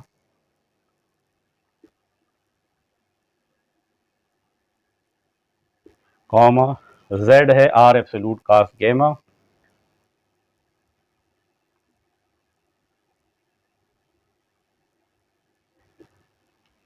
तो ये हमारे पास ये जो एक्स वाई जेड है इसको हम इस तरह लिख सकते हैं, यानी एक्स वाई और जेड, या ये असल में क्या चीज़ है, ये डायरेक्शन रेशोज हैं कि ये वेक्टर जो है एक्स एक्सिस में, वाई एक्सिस में और जेड एक्सिस में, यानी ये वेक्टर एक्स एक्सिस के साथ, वाई एक्सिस के साथ और जेड एक्सिस के साथ किस डायरेक्शन के साथ इस तरह बना है। इसको हम वेक्टर फॉर्म में भी लिख सकते हैं, ये तो पॉइंट फॉर्म में है। देखें ओ पी वेक्टर या वेक्टर आर ये इक्वल है x i plus y j plus z k is equal to x हमारे पास है आर एब्सोल्यूट कॉस अल्फा और आई प्लस वाई है are absolute cos beta plus और जेड हमारे पास है आर एब्सोल्यूट कॉस गेमा। इसमें से ये आर एब्सोल्यूट आप कॉमन भी ले सकते हैं, तो इनसाइड रह जाएगा cos alpha i plus cos beta j plus cos gamma k, या O P vector is equal to R absolute cos alpha को मैंने आपसे कहा था कि इसको हम एल भी कह सकते हैं, इसका अगला इसको आसानी के लिए एल कहेंगे तो L i plus cos beta को एम कहेंगे तो एम जे, ये यूनिट वेक्टर है तो आप इस पर यूनिट वेक्टर का निशान लगा लें, और कॉस गेमा इसको हम लिखेंगे एन और के।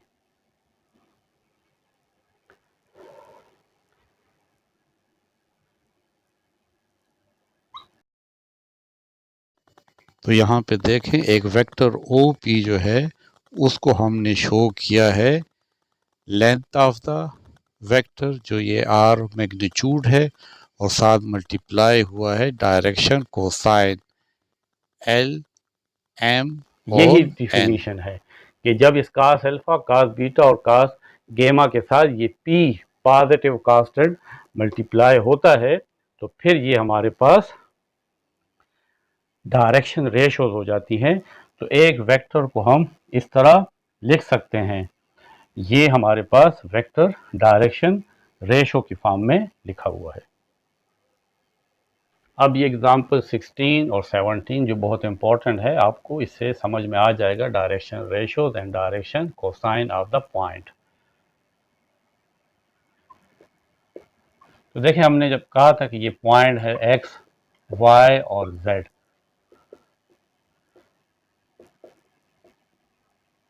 तो इसमें ये एक्स 2, वाई -3 और जेड 6 ये डायरेक्शन नंबर्स हैं।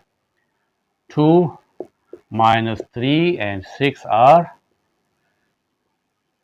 डायरेक्शन नंबर या डायरेक्शन रेशो, यानी एक्स, वाई और जेड को ही हम डायरेक्शन रेशोस कहते हैं, यानी या डायरेक्शन नंबर कहते हैं। अगर आप इस पॉइंट को वेक्टर फॉर्म में लिखोगे तो ओ पी वेक्टर या आर वेक्टर किस तरह लिखेंगे? ये 2 जो है इसका एक्स कंपोनेंट है, तो आप लिखेंगे 2i प्लस ये -3 इसका y कंपोनेंट है, तो आप लिखोगे -3j प्लस, और 6 इसका z कंपोनेंट है, तो 6z। ये आपके पास पोजीशन वेक्टर है इस पॉइंट का। इसका मैग्नीट्यूड क्या होगा, यानी r मैग्नीट्यूड या OP मैग्नीट्यूड। 2 स्क्वायर यानी फार्मूला ये है x square plus y square plus z square under the root. तो ये x की वैल्यू है 2 स्क्वायर, ये y की वैल्यू है प्लस -3 स्क्वायर और z की वैल्यू 6 है, तो 6 स्क्वायर और under the root. 2 square 4 plus -3 square 9 plus 6 square 36। इससे आता है 49 अंडर द रूट या 7। तो OP मैग्नीट्यूड या R मैग्नीट्यूड ये हमारे पास 7 है। अब डायरेक्शन कोसाइंस,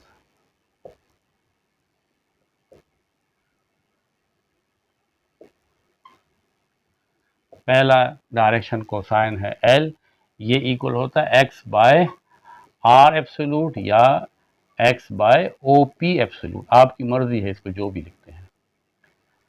इसके ऊपर आप वेक्टर का सिंबल भी डाल सकते हैं। x की वैल्यू है 2 और OP हमारे पास 7 है, तो 2/7 m y by OP absolute. तो y की वैल्यू है -3 और OP एब्सोल्यूट है 7। फिर है n है z by OP absolute. z हमारे पास है 6 और OP एब्सोल्यूट या मैग्नीट्यूड है 7। तो ये LMN ये हमारे पास डायरेक्शन कोसाइन है।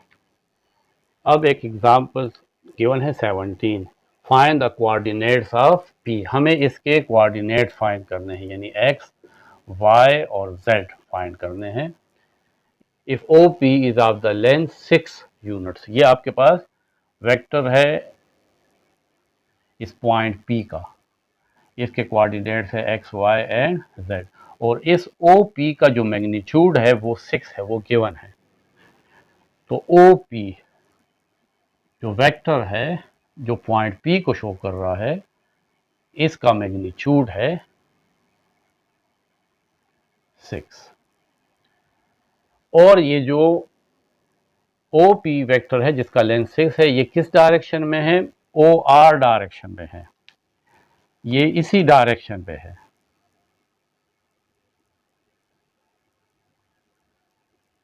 OR ये R है, तो OR वेक्टर शो कर रहा है, ये जो OR वेक्टर इस पॉइंट को शो कर रहा है। इस पॉइंट के कोऑर्डिनेट गिवन है 2, -1 और 4, दोनों की डायरेक्शन सेम है। तो अब हमने इस OR की मदद से इसके x, y और z को फाइंड करना है। इस OR वेक्टर को जो पॉइंट R को शो कर रहा है, इस वेक्टर को हम लिखेंगे तो इस तरह लिखेंगे 2i - 1j और प्लस 4k। तो ये OR इस 0.2 - 1 और 4 का पोजीशन वेक्टर है। इसका मैग्नीट्यूड क्या होगा? OR का मैग्नीट्यूड वो होता है x² plus y² plus z², यानी इस 2 का स्क्वायर, फिर प्लस y है -1 इसका स्क्वायर, और 4z है तो z², और z की वैल्यू 4 है तो 4² अंडर रूट 2² 4 प्लस 1² 1 और 4² 16। तो इससे आता है 21 अंडर द रूट। अब इसके डायरेक्शन कोसाइन क्या होंगे? Direction cosine of OR vector, तो L इक्वल होता है x बाय OR एब्सोल्यूट। तो x तो हमारे पास है 2 और OR है 21 अंडर द रूट। M वो होगा y बाय OR वेक्टर का एब्सोल्यूट, तो y की वैल्यू तो -1 है और 21 एब्सोल्यूट। फिर है n हमारे पास है z बाय OR एब्सोल्यूट। तो z तो हमारे पास है 4 और OR है OR absolute 21 under the root. हमें P के पॉइंट फाइंड करने, P x y और z। तो अब इस पॉइंट x y z को फाइंड करना है। तो इससे पहले टॉपिक में मैंने आपसे कहा था कि x क्या चीज़ है? R एब्सोल्यूट और cos अल्फा, यानी ये डायरेक्शन रेशो है x कंपोनेंट का। y क्या चीज़ है? y है R एब्सोल्यूट cos बीटा, और z क्या है? R absolute cos gamma is equal to, तो R एब्सोल्यूट, तो गिवन ये है, देखें OP वेक्टर का एब्सोल्यूट यानी OP का मैग्नीट्यूड 6 है। इसको आप R भी कह सकते हैं, ये दोनों इसके नाम हैं। तो R एब्सोल्यूट हमारे पास 6 है, और cos अल्फा, क्योंकि OR वेक्टर और OP वेक्टर के डायरेक्शन कोसाइन सेम है, क्योंकि इनके डायरेक्शन सेम है, देखिए दोनों एक ही डायरेक्शन में है, तो इस वजह से ये जो L है ये तो cos अल्फा है, इसको हमने आसानी के लिए L कहा है। तो यहाँ पे cos अल्फा या L की जगह लिख सकता हूँ 2/21 अंडर द रूट, फिर कॉमा, यहाँ पे फिर 6 cos बीटा, तो cos बीटा या m ये है -1/21 अंडर द रूट भी है, कॉमा R एब्सोल्यूट 6 और cos गैमा, ये जो n है ये cos गैमा है, इसकी वैल्यू है 4/21 under the root, 4/21 under the root. 6 2s are 12/21 under the root. 6 multiply -1 is -6/21 under the root, comma 6 4s are 20, 4/21 under the root। तो ये हमारे पास पॉइंट P के कोऑर्डिनेट्स आ गए, x coordinate, y coordinate and z coordinate. Hence coordinates of P R, और ये सामने लिख लें। एग्जाम्पल 18, हमारे पास एक वेक्टर है V जो OX के साथ एंगल 60 बना रहा है, ये अल्फा है। ओ वाई एक्सिस के साथ बीटा एंगल 45 बना रहा है, तो ओ जेड के साथ यानी गेमा एंगल कितना बनाएगा।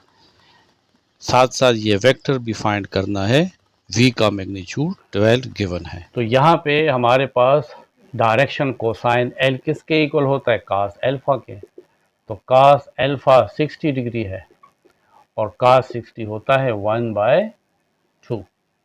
फिर m वो हमारे पास कास बीटा के इक्वल होता है, कास बीटा है 45 डिग्री, तो इससे आता है कास 45 1/√2। अब हमें n फाइंड करना है या कास गेमा फाइंड करना है और फिर उसके बाद हम ये एंगल फाइंड करेंगे। हमारे पास फार्मूला है कि l square plus m square plus n square is equal to 1। तो हमें क्योंकि n फाइंड करना है तो n square is equal to 1 minus l square minus m square. N square is equal to 1 minus l की value हमारे पास 1/2 है, तो 1/2 होल स्क्वायर माइनस m हमारे पास है 1/√2 और इसका स्क्वायर। तो n square is equal to 1 minus 1 का स्क्वायर 1 और 2 का स्क्वायर 4 माइनस 1 का स्क्वायर 1। तो ये स्क्वायर रूट और स्क्वायर आपस में कैंसिल, सिर्फ 2 आ जाएगा।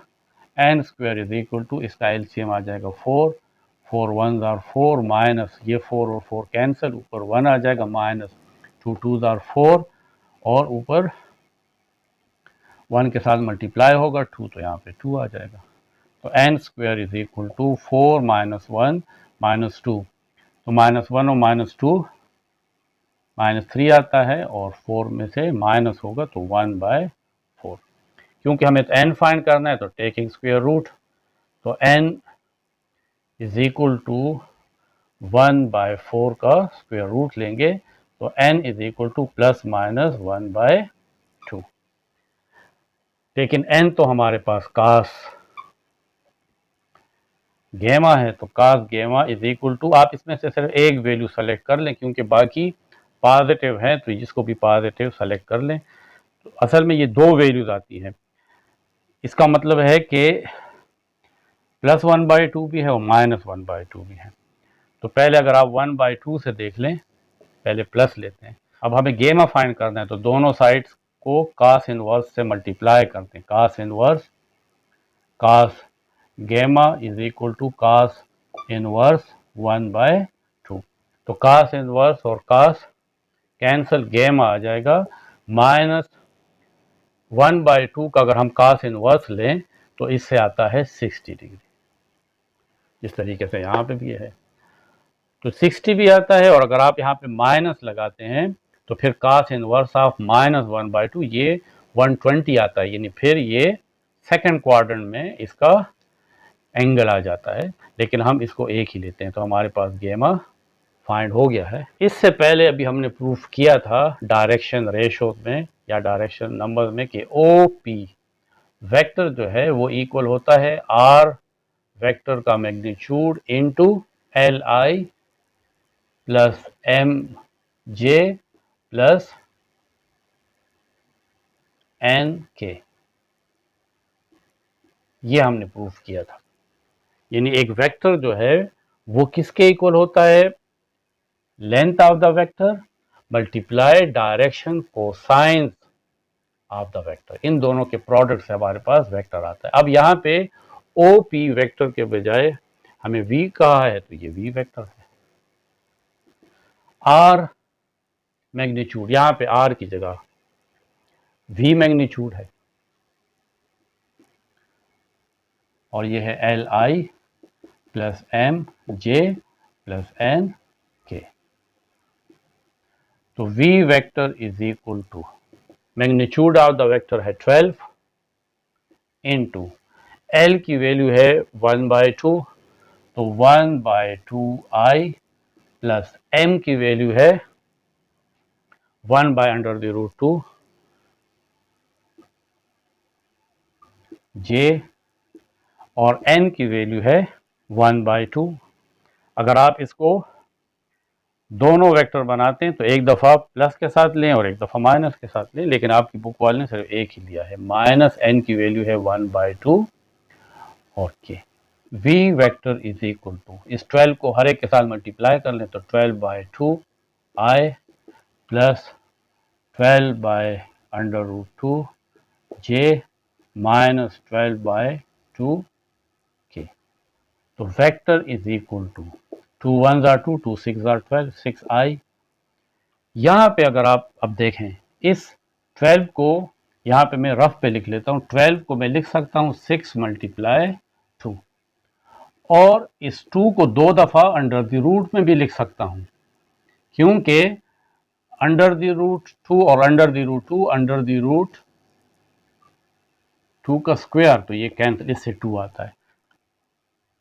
इस 12 को मैं लिख सकता हूँ 6 multiply under the root 2 multiply under the root 2, यहीं पे लिख लेता हूँ। देखें 6 multiply under the root 2 multiply under the root 2, और इसके नीचे अंडर द रूट 2 है, तो ये कैंसिल, सिर्फ आ जाएगा 6 अंडर द रूट 2। अब ये मल्टीप्लाई का निशान लगाने की ज़रूरत नहीं है, plus 6 under the root 2 j minus 2 1s are 2 और 2 6s are 12, तो -6 के।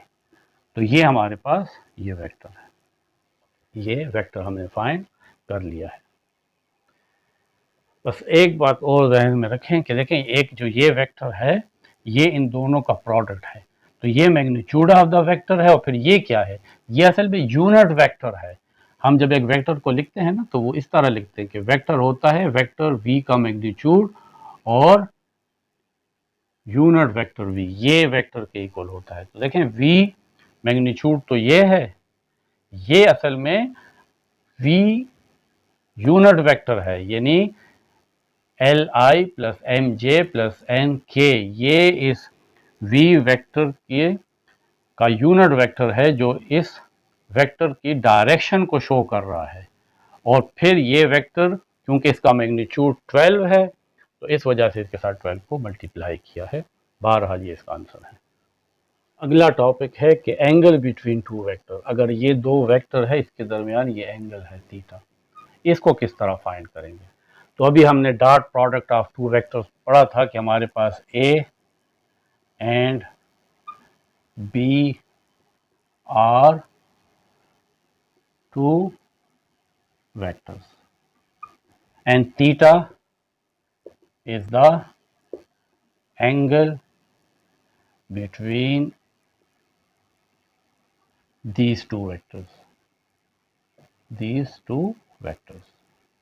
तो डॉट प्रोडक्ट ये है कि a वेक्टर और b वेक्टर का डॉट प्रोडक्ट है a vector magnitude b vector magnitude और cos थीटा। क्योंकि हमें तो थीटा फाइंड करना है तो cos थीटा को यहीं पर रहने दें, a vector b vector divided bye a vector magnitude और b वेक्टर मैग्नीट्यूड। तो हम इस फार्मूला की मदद से इन दो वेक्टर्स के दरमियान एंगल को फाइंड कर सकते हैं। अगर हमारे पास दो वेक्टर का डॉट प्रोडक्ट पता हो और इन दो वेक्टर्स का मैग्नीट्यूड पता हो तो हम cos थीटा फाइंड कर लेंगे, फिर इसका cos इनवर्स लेंगे, इससे जो वैल्यू आएगी तो हमें ये एंगल फाइंड हो जाएगा। तो cosine of the angle between these two vector is dot product divided by the product of their moduli। Modulus या मॉडुलस भी कहते हैं। तो इसका जो जमा है वो मॉडुलाई है या माजुली, इसको माजुली भी कहते हैं। एक को मॉड्यूलस कहते हैं, यानी ये जो मैग्नीट्यूड है इसको मॉड्यूलस कहते हैं क्योंकि यहाँ पे दो मॉडुलस है, तो इसका जो जमा होगा वो क्या होगा, माजुली होगा। तो कोसाइन ऑफ टू वेक्टर्स जो है, इन दो वेक्टर का कोसाइन क्या होगा, dot product divided by the product of their moduli. तो ये हमारे पास इन दो वेक्टर्स के दरमियान एंगल फाइंड करने का फार्मूला है। अगर ये दो वेक्टर्स कंपोनेंट फॉर्म में हो, ए वेक्टर के कंपोनेंट्स हैं x1i plus y1j plus z1k, और बी वेक्टर हमारे पास वो है x two i plus y two j plus z two के।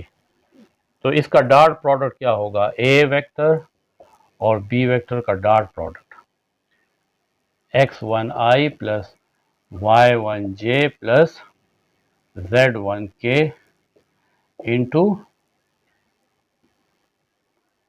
x2i plus y2j plus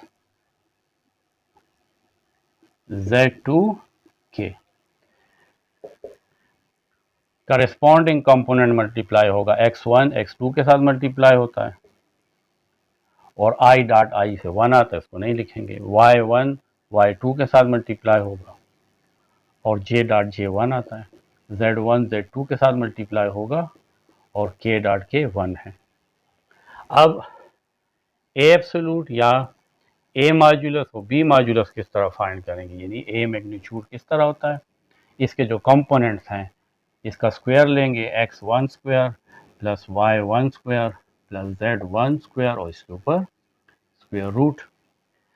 b magnitude x2 square plus y2 square plus z2 square और under the root. फिर इस फार्मूले में पुट कर लेंगे, यानी cos theta is equal to, इन ए और बी का डॉट प्रोडक्ट ये आया है, x1 x2 plus y1 y2 plus z1 z2 divided by a modulus and b modulus. a modulus है x1 square plus y1 square plus z1 square और b modulus है x2 square plus y2 square plus z2 square. एक और हमारे पास result भी है कि a vector और b वेक्टर का जो डॉट प्रोडक्ट है वो इक्वल होता है a vector magnitude b vector magnitude और cos थीटा। तो cos थीटा किसके इक्वल होगा, a vector dot b vector divided by, इन दोनों को इस साइड पे लें तो a वेक्टर मैग्नीट्यूड और b vector magnitude. cos theta is equal to, इसको मैंने इस साइड पे लिख लिया, इसको मैं अलग अलग भी लिख सकता हूँ, a vector divided bye a vector magnitude और b vector divided bye b vector magnitude. अब याद रखें कि एक वेक्टर जो है उसके दो पार्ट होते हैं, यानी a वेक्टर का मैग्नीट्यूड और a वेक्टर का यूनिट वेक्टर, ये जब मल्टीप्लाई होते हैं तो इससे वेक्टर आता है। तो यूनिट वेक्टर किसके इक्वल होगा, a vector divided bye a vector magnitude. अगर वेक्टर को उसके मैग्नीट्यूड से डिवाइड कर लें तो आपको यूनिट वेक्टर मिलता है, जो आप फिजिक्स में ही पढ़ चुके हैं, जो आपको सिर्फ ये बताता है कि ये वेक्टर किस डायरेक्शन में होगा। तो cos theta is equal to a vector by a vector magnitude को आप यूनिट वेक्टर a भी कह सकते हैं, डॉट b वेक्टर और b वेक्टर मैग्नीट्यूड, इसको आप यूनिट वेक्टर b भी कह सकते हैं। तो cos थीटा हमारे पास dot product of unit vector a और यूनिट वेक्टर b के भी इक्वल होता है। अब आपके पास एग्जांपल 19 में ये दो वेक्टर गिवन है OP और OQ, इनके दरमियान आपने एंगल यानी थीटा फाइंड करना है। तो OP ये A वेक्टर है और OQ ये B वेक्टर है, तो हमने एंगल फाइंड करना है। तो फार्मूला तो ये है कि cos theta is equal to A vector और B वेक्टर का डॉट प्रोडक्ट और A वेक्टर मैग्नीट्यूड और B वेक्टर मैग्नीट्यूड, ये फार्मूला है। तो सॉल्यूशन में हम कहते हैं कि let theta be the angle between OP vector and OQ vector. तो यहाँ पे आपके पास cos थीटा, A की जगह हमारे पास OP वेक्टर है, डॉट B की जगह OQ वेक्टर है, फिर A मैग्नीट्यूड यानी OP वेक्टर इसका मैग्नीट्यूड और B magnitude OQ Q vector magnitude, इसको आप इक्वेशन 1 कह लें। अब ओ पी वेक्टर और ओ क्यू वेक्टर, इसका डॉट प्रोडक्ट फाइंड करें। तो ओ पी हमारे पास है 2i प्लस जे डॉट, और ये है ओ क्यू वेक्टर है -3i प्लस 2j। आई वेक्टर आई के साथ मल्टीप्लाई होगा, यानी 2 मल्टीप्लाई -3 और आई डॉट आई प्लस, यहाँ पे 1 है, 1 2 के साथ मल्टीप्लाई हो जाएगा और J dot J. 2 multiply -3 is -6 और आई डॉट आई से 1 आता है, प्लस 1 मल्टीप्लाई 2 इज 2 और जे डॉट जे से भी 1 आता है, -6 प्लस 2 से आता है -4। अब हमने ओ पी का मैग्नीट्यूड फाइंड करना है, ओ पी वेक्टर का मैग्नीट्यूड। तो इसका स्क्वायर लेंगे, इसमें z कंपोनेंट नहीं है, 2 square plus 1 square under the root 2 square 4, 1 square 1, इससे आता है √5। ओ क्यू एब्सोलूट यानी इसका मैग्नीट्यूड, तो -3 स्क्वायर यानी x square plus y square plus z square, लेकिन इसमें z कंपोनेंट नहीं है, और 2 स्क्वायर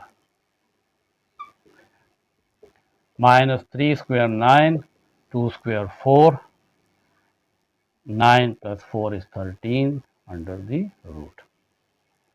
अब equation 1 implies cos theta is equal to O P और ओ क्यू का डॉट प्रोडक्ट आता है -4 divided by O P absolute under root 5 और ओ क्यू एब्सोलूट है under the root 13, -4 divided bye, इससे आता है 65 अंडर द रूट। जब इन दोनों को मल्टीप्लाई करते हैं तो cos theta is equal to -4 को अंडर द रूट 65 पे डिवाइड करते हैं, इससे आता है -0.496। क्योंकि हमें थीटा फाइंड करना है तो दोनों साइड का cos इनवर्स ले लेंगे, cos inverse cos theta is equal to cos inverse -0.496। तो cos इनवर्स और cos cancel, theta is equal to, अब कैलकुलेटर की मदद से हम cos इनवर्स फाइंड करेंगे इस वैल्यू का। तो शिफ्ट के साथ cos प्रेस करें तो cos इनवर्स आ जाता है। अब ये वैल्यू लिख लें, -0.496, तो इससे आता है 133 डिग्री। बुक में इसका आंसर 119 आया है, जो गलत आ रहा है। एग्जाम्पल 20 में आपको दो वेक्टर गिवन है, यहाँ पे t अननोन है कि t की कौन सी वैल्यू यहाँ पे हम पुट करें कि ये दोनों वेक्टर ऑर्थोगोनल हो जाए। ऑर्थोगोनल मीन परपेंडिकुलर हो। तो एक वेक्टर को हम a वेक्टर कह लेंगे, 2i - j + 2k। इस दूसरे वेक्टर को हम b वेक्टर कह लेंगे, 3i + 2tj, और इसमें k नहीं है यानी 0k, कंपोनेंट k 0 है। फॉर ऑर्थोगोनल वेक्टर्स, अगर दो वेक्टर ऑर्थोगोनल है तो फिर उसका डॉट प्रोडक्ट 0 होगा, क्योंकि इसके दरमियान एंगल 90 है और cos 90 0 होता है। अब इन दोनों वेक्टर का डॉट प्रोडक्ट लेंगे। ए वेक्टर है 2i - j + 2k, B vector है 3i + 2t + 2tj, और k की वैल्यू 0 है, 0k, ये इक्वल टू 0 है।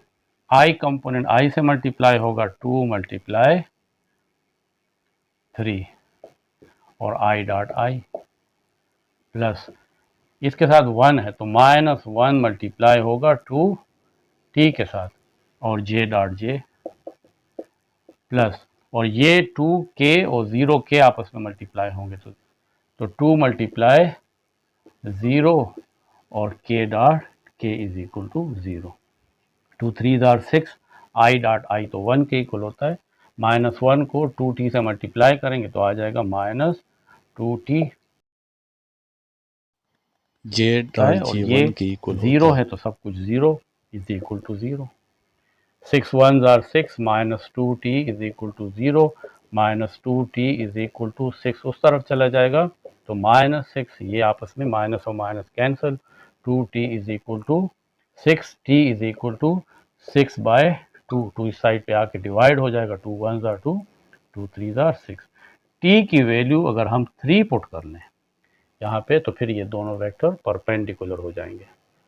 ये भी बहुत इंपॉर्टेंट टॉपिक है कि projection of one vector on other. ये दो वेक्टर हैं ए और बी। ओ ए वेक्टर जो है इसको ए से शो किया है और ओ बी वेक्टर इसको बी से शो किया है, और ये थीटा इसके दरमियान एंगल है। Let A and B be two vectors and theta be the angle between them, और ये जो थीटा है ये 0 से 180 के दरमियान कोई भी एंगल हो सकता है। Projection of one vector on other, देखें ये वेक्टर ए है और ये बी है। इस पे अगर यहाँ पे एक लाइट पड़ रही हो तो इस ए वेक्टर का कुछ साया इसके ऊपर पड़ेगा। अगर मैं यहाँ से एक परपेंडिकुलर ड्रा करूँ, ए सी परपेंडिकुलर है, इस बी को यहाँ पे लिख लेता हूँ, ये ए सी मैंने ओ बी के ऊपर परपेंडिकुलर ड्रा कर दिया, तो ये जो ओ सी है, ये ओ सी, ये असल में इस ओ ए का साया है, किसके ऊपर, ओ बी के ऊपर। यहाँ पे साया का मतलब ये है कि ए का कुछ असर इस ओ बी के ऊपर भी पड़ रहा है, क्योंकि ये तो एक्स वाई और जेड कोऑर्डिनेट सिस्टम है, तो इस वेक्टर ए का कुछ असर इस वेक्टर बी पे भी पड़ रहा है। तो वो कितना असर है, तो हम इस ओ ए का प्रोजेक्शन फाइंड करेंगे किसके ऊपर, ओ बी के ऊपर। तो ये जो ओ सी है, ये ओ सी ये जो वेक्टर है, ये असल में ओ ए का प्रोजेक्शन बता रहा है किसके ऊपर, इस वेक्टर ओ बी के ऊपर। तो हम कहते हैं कि हमने ए सी, और ये भी वेक्टर ही हम शो करेंगे, ठीक है। ये जो लाइन हमने ड्रा की है परपेंडिकुलर, ये वेक्टर है। ए सी इज परपेंडिकुलर, क्योंकि ये 90 का एंगल बना रहा है तो ये परपेंडिकुलर है। A C is perpendicular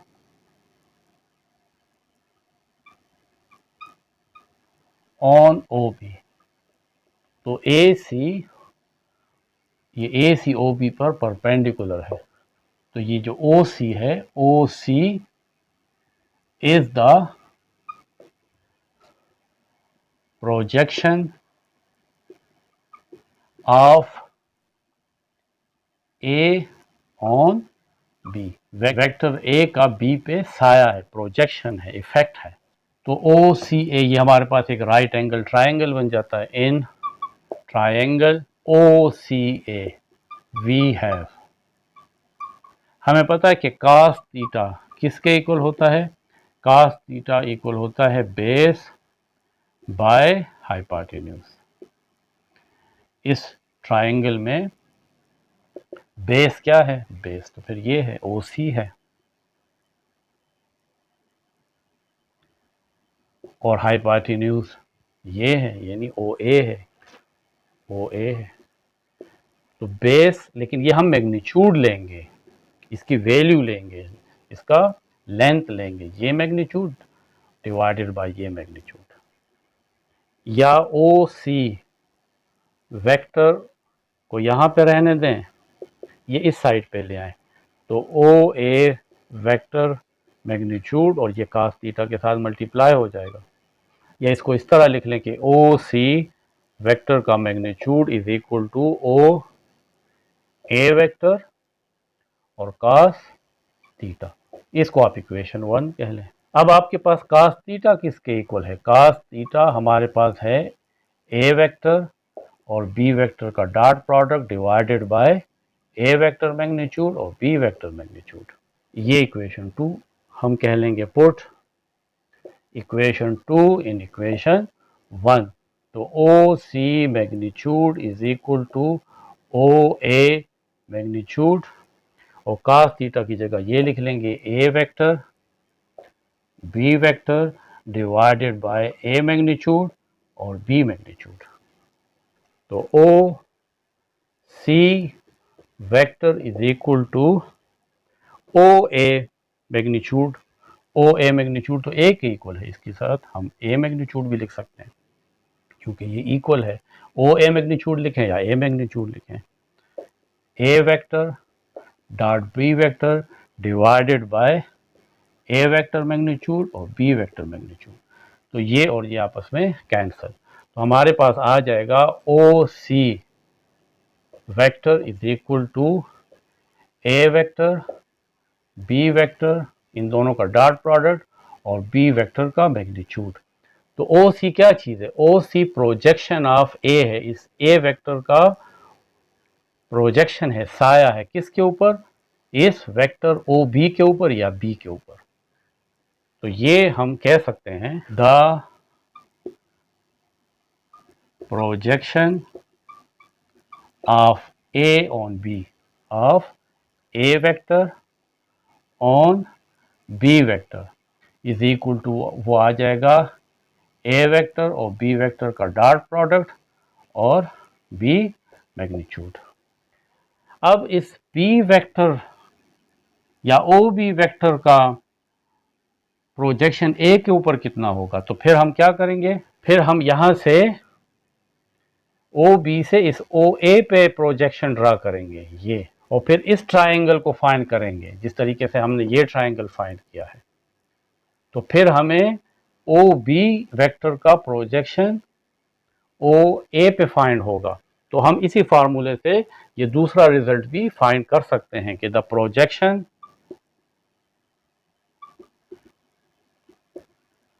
of B on A, of B, A की जगह B लिख लें ऑन और B की जगह A, तो वो होगा A वेक्टर और B वेक्टर का डॉट प्रोडक्ट और यहाँ पे आ जाएगा A मैग्नीट्यूड, पर सिर्फ B की जगह A आ जाएगा. तो इससे हम ये रिजल्ट लेते हैं कि the projection of A on B, जब A का प्रोजेक्शन B पे फाइंड करना है तो B मैग्नीट्यूड नीचे आएगा, ऊपर तो वही डॉट प्रोडक्ट है. और the projection of B vector on A इसके ऊपर, तो फिर ऑन A, तो फिर यहाँ पे A मैग्नीट्यूड आएगा. अब हम इससे रिलेटेड एक एग्जाम्पल करेंगे तो आपको और भी क्लियर हो जाएगा. एग्जाम्पल 21 में A वेक्टर गिवन है और B, हमें कहा है कि find the projection of A on B. Projection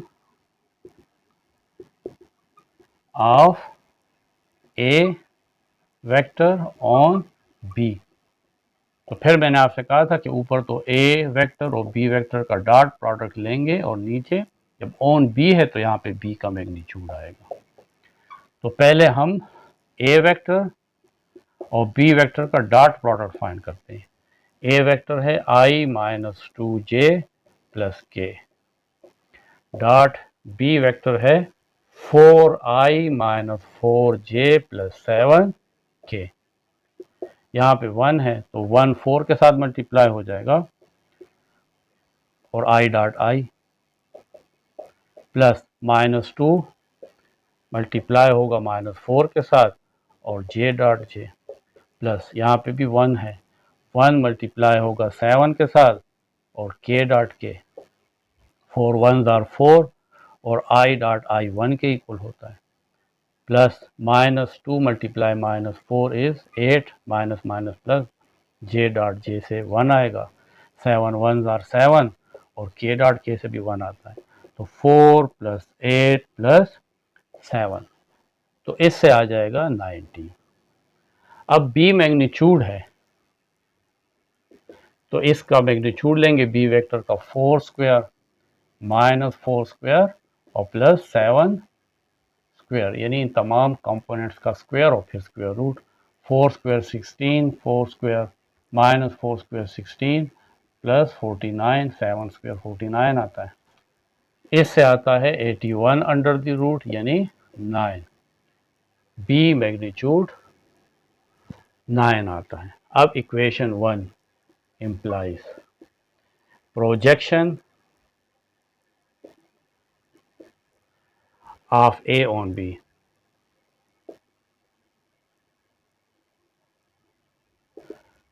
तो ए और बी का डॉट प्रोडक्ट 19 है डिवाइडेड बाय और बी मैग्नीट्यूड 9 है।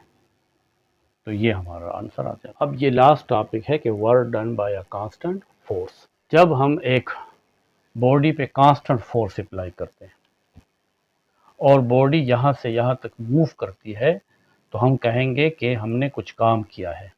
इफ़ अ कांस्टेंट फोर्स, ये फार्मूला कांस्टेंट फोर्स के लिए है, वेरिएबल फोर्स के लिए नहीं है, यानी वो फोर्स जो चेंज होती है, एक ही जितनी फोर्स लग रही है। तो if a constant force acting on an object during any interval of time t and the object undergoes a displacement s, object यहाँ से यहाँ तक आ गया, तो हम कहते हैं then the work is done on the object by the force. इस ऑब्जेक्ट पे हमने फोर्स अप्लाई की और बॉडी ने डिस्टेंस कवर किया, तो हमने काम किया। कितना काम किया? वो इक्वल होगा फोर्स और डिस्प्लेसमेंट का डॉट प्रोडक्ट। लेकिन फोर्स इस तरफ लग रही है और बॉडी इस तरफ जा रही है। इसका मतलब है कि इस फोर्स के दो कंपोनेंट हैं, एक है एफ साइन थीटा और दूसरा है एफ कॉस थीटा। तो बॉडी क्योंकि इस तरफ जा रही है, इसका मतलब है कि इस फोर्स का ये वाला कंपोनेंट एफ कॉस थीटा इस बॉडी को इस तरफ लेकर जा रहा है। तो W is equal to f की जगह हम एफ कॉस थीटा लिख लेंगे और यहाँ पे S है। इसको इस तरह सीधा करके लिख सकते हैं कि एफ एस को पहले लिख लें, एफ एस कॉस थीटा। तो यहाँ पे वर्क हमारे पास इक्वल होता है फोर्स का मैग्नीट्यूड, डिस्प्लेसमेंट या डिस्टेंस का मैग्नीट्यूड, और वो एंगल जो फोर्स और डिस्प्लेसमेंट के दरमियान है उसका कास लेके सबको मल्टीप्लाई कर लें तो हमारे पास वर्क आ जाएगा। अब इसकी एक एग्जांपल है, एग्जांपल 22। बॉडी यहाँ से यहाँ तक आई तो डिस्प्लेसमेंट वेक्टर ये है 9i माइनस जे प्लस के, और ये जो फोर्स लग रही है ये है 3i प्लस 2j प्लस के। लेकिन ये फोर्स एंगल के साथ नहीं लग रही है, इसी जिस डायरेक्शन में डिस्प्लेसमेंट है इसी डायरेक्शन में फोर्स लग रही है। इस वजह से यहाँ पे एंगल 0 है। तो जब एंगल 0 होता है तो cos 0 1 के इक्वल होता है। तो फिर फार्मूला वर्क का सिंपली यही आएगा, F और S का डॉट प्रोडक्ट, फिर इसके साथ cos थीटा लगाने की ज़रूरत नहीं है। फोर्स के कंपोनेंट है 3i प्लस 2j प्लस के, डॉट S के कंपोनेंट हैं 9i माइनस जे प्लस के। 3 9 के साथ मल्टीप्लाई होगा, 3 multiply 9 i dot I plus 2 multiply होगा, यहाँ पे 1 है तो 2 मल्टीप्लाई माइनस 1 और j डॉट जे प्लस यहाँ पे 1 1 है। जब कुछ भी नहीं है तो इसका मतलब है यहाँ पे, तो इसका मतलब है यहाँ पे 1 है, 1 मल्टीप्लाई 1 और k डॉट के। 9 3 9 27 और i डॉट आई से 1 आता, इसको लिखने की ज़रूरत नहीं है। 2 मल्टीप्लाई माइनस 1 इज़ माइनस 2 और 1 मल्टीप्लाई 1 इज़ 1। k डॉट के, j डॉट जे और i डॉट आई ये 1 के इक्वल है। W is equal to 27 minus 2 is 25 plus 1 26। और इसके साथ एक यूनिट भी लगता है, अगर ये SI है, यानी अगर ये SI यूनिट है, ये न्यूटन है और ये मीटर है तो फिर तो जूल्स लगेगा। लेकिन अगर हमें इसका यूनिट पता नहीं है तो फिर आप लिख लें 26 यूनिट। तो ये हमारा एक बहुत ही लेंथी लेक्चर था जिसमें हमने ये तमाम टॉपिक्स एग्जाम्पल के साथ कवर किए हैं। तो ये अब आपको भी, जिस मेहनत से मैंने ये वीडियो बनाई है, तो आपको भी इसी मेहनत से इसको करना है।